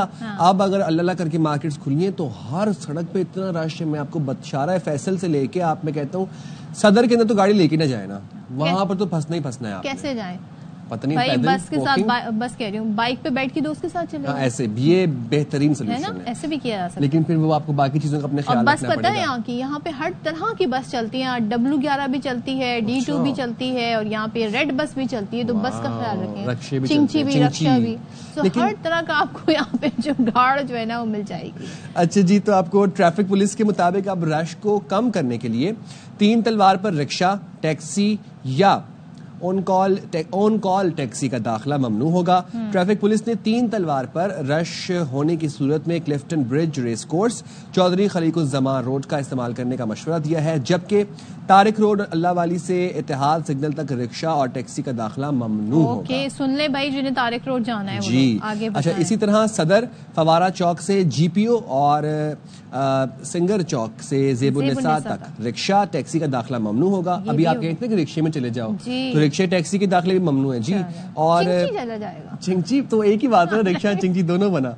और जी जामे क्लॉथ तिब्बत चौक से ईदगाह चौक तक रिक्शा और टैक्सी का दाखिला भी ममनू होगा। मिलेनियम ड्रग रोड से आने वाली ट्रैफिक मिलेनियम ब्रिज से निपा जा सकेगी। हैदरी मार्केट वाली सड़क पर रिक्शा और टैक्सी का दाखिला ममनू होगा। नॉर्थ कराची से कमर्शियल ट्रैफिक को 5 स्टार चौरंगी से शिप ओनर चौरंगी और लंडी कोतल चौरंगी मोड़ा जाएगा। जबकि बोर्ड ऑफिस से ट्रैफिक KDA चौरंगी से ज़ियाउद्दीन चौरंगी और पहाड़गंज मोड़ा जाएगा। तो भाई आप ये सुन लें कि रिक्शा टैक्सी जो है ना, अब वो अपनी खैर बनाएं, वो बहुत से बाजारों में उनकी एक्सेस नहीं होगी। अब जरा हम आपको मुल्तान की भी सूरत हाल बता देते हैं। तो कराची शहर का प्लान हमने आपको बता दिया। मुल्तान में मार्केट्स और बाजारों में अब जैसे 15 रमजान हो गया है, गहमा गहमी रौनक शुरू हो गई। शहरियों की बड़ी तादाद ईद शॉपिंग में मसरूफ है। तो हमारे नुमाइंदे राना फारूक हमें वहाँ से मजीद सूरत हाल बता रहे हैं। जी बताइए। मुल्तानियों ने भी ईद की शॉपिंग का आगाज कर दिया है। गुज़िश्ता 2-3 रोज से मुल्तान शहर के मार्केटों, बाजारों में अच्छी खासी रौनक और गहमा गहमी में इजाफा हुआ है। यहाँ पर कुछ लोग खरीदारी कर रहे हैं, उनसे हम बात करेंगे। आप बताइएगा, आपने क्या कुछ परचेज कर लिया और क्या करना है? ज़ाहिर है लंबा प्रोसेस है, तो अभी से करनी स्टार्ट कर दी है। टाइम लगेगा, ईद तक, चांद रात तक कंप्लीट हो ही जाएगी। बच्चे हैं साथ, फैमिली है और बेटे की शॉपिंग के लिए आए हैं। ये अभी बच्चे के लिए पसंद कर रहे हैं शॉपिंग, इंशाल्लाह हो जाएगा, कुछ ना कुछ आइडिया आ जाएगा। ये जो ईद होती है बच्चों के लिए होती है, हम तो अब बड़े हो गए हैं, बच्चों की ईद तो खास करके यही ईद होती है। मुल्तान शहर में जिस तरफ भी जाएं, छोटी मार्केटें हों, बड़ी मार्केटें, बाजार, हर तरफ गहमा गहमी है, रश है, और ये सिलसिला चांद रात तक ऐसे ही जारी रहेगा। ईद तो वैसे बच्चों की होती है, बात तो सही थी। और दूसरी बात ये है कि ईद अपनों के साथ होती है। हमारी तो दफ्तर में गुजर जाएगी। पिछले, आपको पता है, पिछले 2 साल से मैंने ईद घर पे नहीं की। ओहो, तो ईद पे घर नहीं होता, घर जाना नहीं, बिल्कुल। क्या परदेसी भाई, आप लोगों ने इसका सबका ख्याल रखना है, इसका। और ईद मुबारक लिफाफे मिल जाएंगे आपको ईद? हाँ, बस मुझे लिफाफों से मतलब है, वो आ जाए मैं फिर खुश हूँ। दफ्तर हमारे ईदी चाहिए भाई साइम को, तो ख्याल रखिएगा और ईद पे अच्छे अच्छे पकवान भी कोशिश कीजिएगा खिलाइएगा। मैं तो कोशिश करूंगी अपनी तरफ से। अब पेशावर चलते हैं। पेशावर में भी शहरियों ने बाजारों का रुख कर लिया क्योंकि अब मार्केट्स खुल गई हैं, लेकिन महंगाई के हाथों बहुत तंग है। जफर इकबाल की रिपोर्ट में जानते हैं।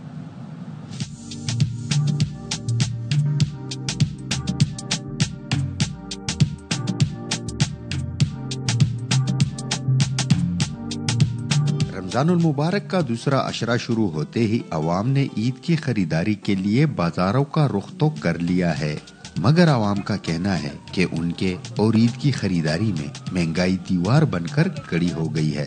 कीमतें तो हैं, ज्यादा हैं, लेकिन बस कुछ तो दुकानदार हजरात भी इन्हीं दिनों में इनकी भी वो होती है कि जी वो थोड़ा रेट्स बढ़ा देते हैं, लेकिन मेरी गुजारिश होगी कि थोड़ा सा एज पे रखें ताकि और लोगों को भी सहूलत मुयसर हो सके। लास्ट ईयर कुछ फर्क था, लेकिन इस साल जो है काफी ज्यादा महंगाई है, जिसकी वजह से आवाम जो है वो बहुत ज्यादा परेशानी का शिकार है। महंगाई के सताए आवाम की तरह पेशावर के दुकानदार भी महंगाई की वजह से गाहक न होने की शिकायत कर रहे हैं। तो हम खुद सोचते हैं 10 बार कि यार ये चीज हम लेकर जाएं, ये बिकेगी नहीं बिकेगी, हम पर डंबर तो नहीं हो जाएगा माल। हर बंदा जो है तो अपने बच्चे के लिए अच्छी चीज लेना चाहता है, लेकिन उसकी जेब इजाजत नहीं देती, तो इस वजह से जो है तो फिर वो नहीं ले पाता।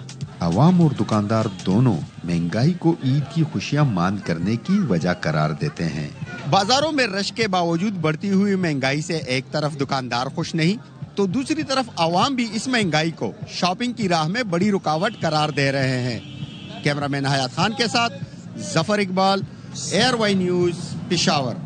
चलें जी, हमारी टीम भी बड़ी मसरूफ है और हमारे रिपोर्टर्स भी मार्केट्स में मौजूद हैं आपको बताने के लिए कहाँ पे रश है, कहाँ ट्रैफिक है, कहाँ गहमा गहमी है। एक बात मैं यहाँ पे थोड़ी छोटी सी हाईलाइट करना चाहूँगा कि अब जब आप शॉपिंग के लिए निकल रहे हैं, बाजारों में जा रहे हैं, अपने बच्चों के लिए खरीदारी कर रहे हैं, एक आधा जोड़ा अपने उन हेल्पर्स के बच्चों के लिए भी ले लें, या डोमेस्टिक हेल्प के लिए आपके अगर ड्राइवर्स घर में काम करते हैं, खानसा में है, एक जोड़े से कुछ नहीं हो जाएगा, कुछ भी नहीं होता। बस ये है कि अगर किसी की ईद बन जाएगी, और रमज़ान ने हमें यही तो सिखाया है कि कैसे गिव बैक करना है अपने कम्युनिटी को। और अपने इर्द गिर्द भी लोगों पर नजर रखें, उनको भी अगर आप देना चाहते हैं तो इससे प्यार मोहब्बत बढ़ता है, आपके अंदर कहते हैं ना इसार का जज्बा पैदा होता है। तो यही स्पिरिट है इस मंथ का भी, और यही आपको मैसेज दिया जाता है जी। चलें जी, अब क्या करते हैं, अब हम आपको जरा बताते हैं कुछ हुनरमंदी के हवाले से। तो खानपुर में ख्वाजा सरा बरादरी के लिए हुनरमंद प्रोग्राम का आगाज किया गया है, जहां मुख्तलिफ कोर्सेज सिखाए जाते हैं। तो वहां से हमें फयाज बलोच रिपोर्ट कर रहे हैं।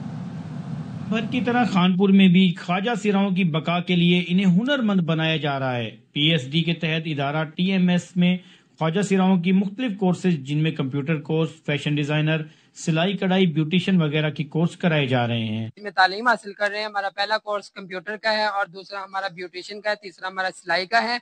और हम निहायत ही खुश हैं क्योंकि हमारी कोशिश है कि हमारा जितना भी तबका है इसमें मांगने वाला काम खत्म कर दिया जाए। सब और मर्द और खवातीन की तरह हम भी माशरे का एक अच्छा हिस्सा बनना चाहते हैं। हमारे 40-50 ख्वाजा सरा हैं जो मांगते थे, वो उन्होंने दुकानें वगैरह जो मांगते थे वो मांगना छोड़ के माशाल्लाह यहाँ पे पढ़ रहे हैं। डीएसपी खानपुर चौधरी अजहर इकबाल ने ट्रांसजेंडर हुनरमंद सेंटर का दौरा भी किया, जहां पर ख्वाजा सिराओं की हौसला अफजाई करते हुए आईजी पंजाब और डीपीओ रहीम खान के अहकामात पर 50 राशन बैग तकसीम किए। ट्रांसजेंडर जो है हमारे कंप्यूटर सीख रहे हैं, ऑफिस असिस्टेंट के लिए सीख रहे हैं काम, फैशन डिजाइनिंग के लिए काम सीख रहे हैं, उसके बाद ब्यूटी पार्लर का काम सीख रहे हैं। इतनी खुशी हुई है कि आप ये माशरे का एक पॉजिटिव फर्द बनने के लिए और अपना पूरा रोल अदा करने के लिए पाकिस्तान की तरक्की में ये इंतहाई मेहनत कर रहे हैं। ट्रांसजेंडर कम्युनिटी ने वजीर आला पंजाब मरियम नवाज के इस ख्वाजा सिराओ हुनरमंद प्रोग्राम को खूब सराहते हुए इस अज़म का इजहार किया कि हुनर सीख कर न सिर्फ बाइज्जत रोजगार कमाएंगे बल्कि माशरे के मुफीद शहरी भी बनेंगे। कैमरामैन हसन रजा के साथ Fayaz Bloch, airway news Kanpur. ले जी, अब यहाँ पर जाते हैं एक ब्रेक पे, हमारे साथ रहिएगा। छोटी सी ब्रेक के बाद वापस हाजिर होते हैं। Welcome back. और शजील नाम मेमन इस वक्त तकरीब से खिताब कर रहे हैं, आपको लिए चलते हैं। हो रहे हैं वो हुकूमत सिंध पीपल्स पार्टी की वो कोशिश कर रही है मुत्तहिदा कौमी मूवमेंट की तरह, सिर्फ जो है हमने जो उनकी तर्ज सियासत थी वो नहीं कर रहे।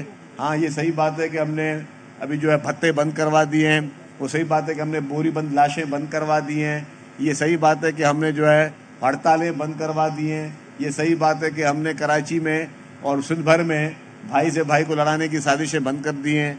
یہ صحیح بات ہے کہ ہم اب کسی اور ملک کے کہنے پہ جو ہے وہ 1 سیکنڈ میں جی خاموش ہو جاؤ اور پھر ہڑتال اور پھر جو ہے وہ لوگ مرنا روزانہ وہ چیزیں بند کروا دیں. تو ڈیفینیٹلی پیپلز پارٹی جو ہے وہ چاہتی ہے کہ صوبے بھر میں امن ہو اور لوگوں کی اتنی ترقی کام ہو. اور آپ دیکھیں کہ یہی چیز تھی کہ بلدیاتی الیکشن میں پیپلز پارٹی انتخابات میں کھڑی رہی کراچی میں, کون سی جماعت بھاگی اور وہ کیوں بھاگی, وہ سب کے سامنے ہے وہ چیز. جی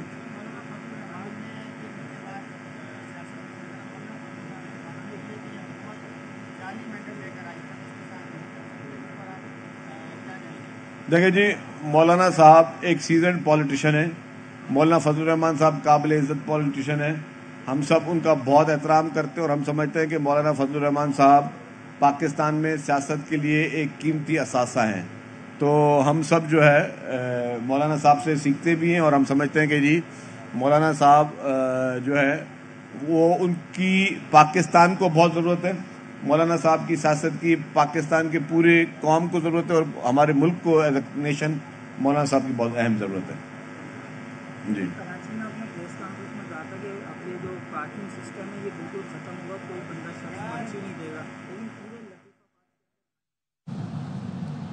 چلیں جی, شرجیل نام ایمن گفتگو کر رہے تھے. اب کیا کرنا ہے سائم ہم نے؟ اب بس ہم نے افطار کرنی ہے, اجازت لینی ہے آپ لوگوں سے. کل ملیں گے آپ سے. اپنا خیال رکھیے گا. اللہ حافظ. اللہ حافظ.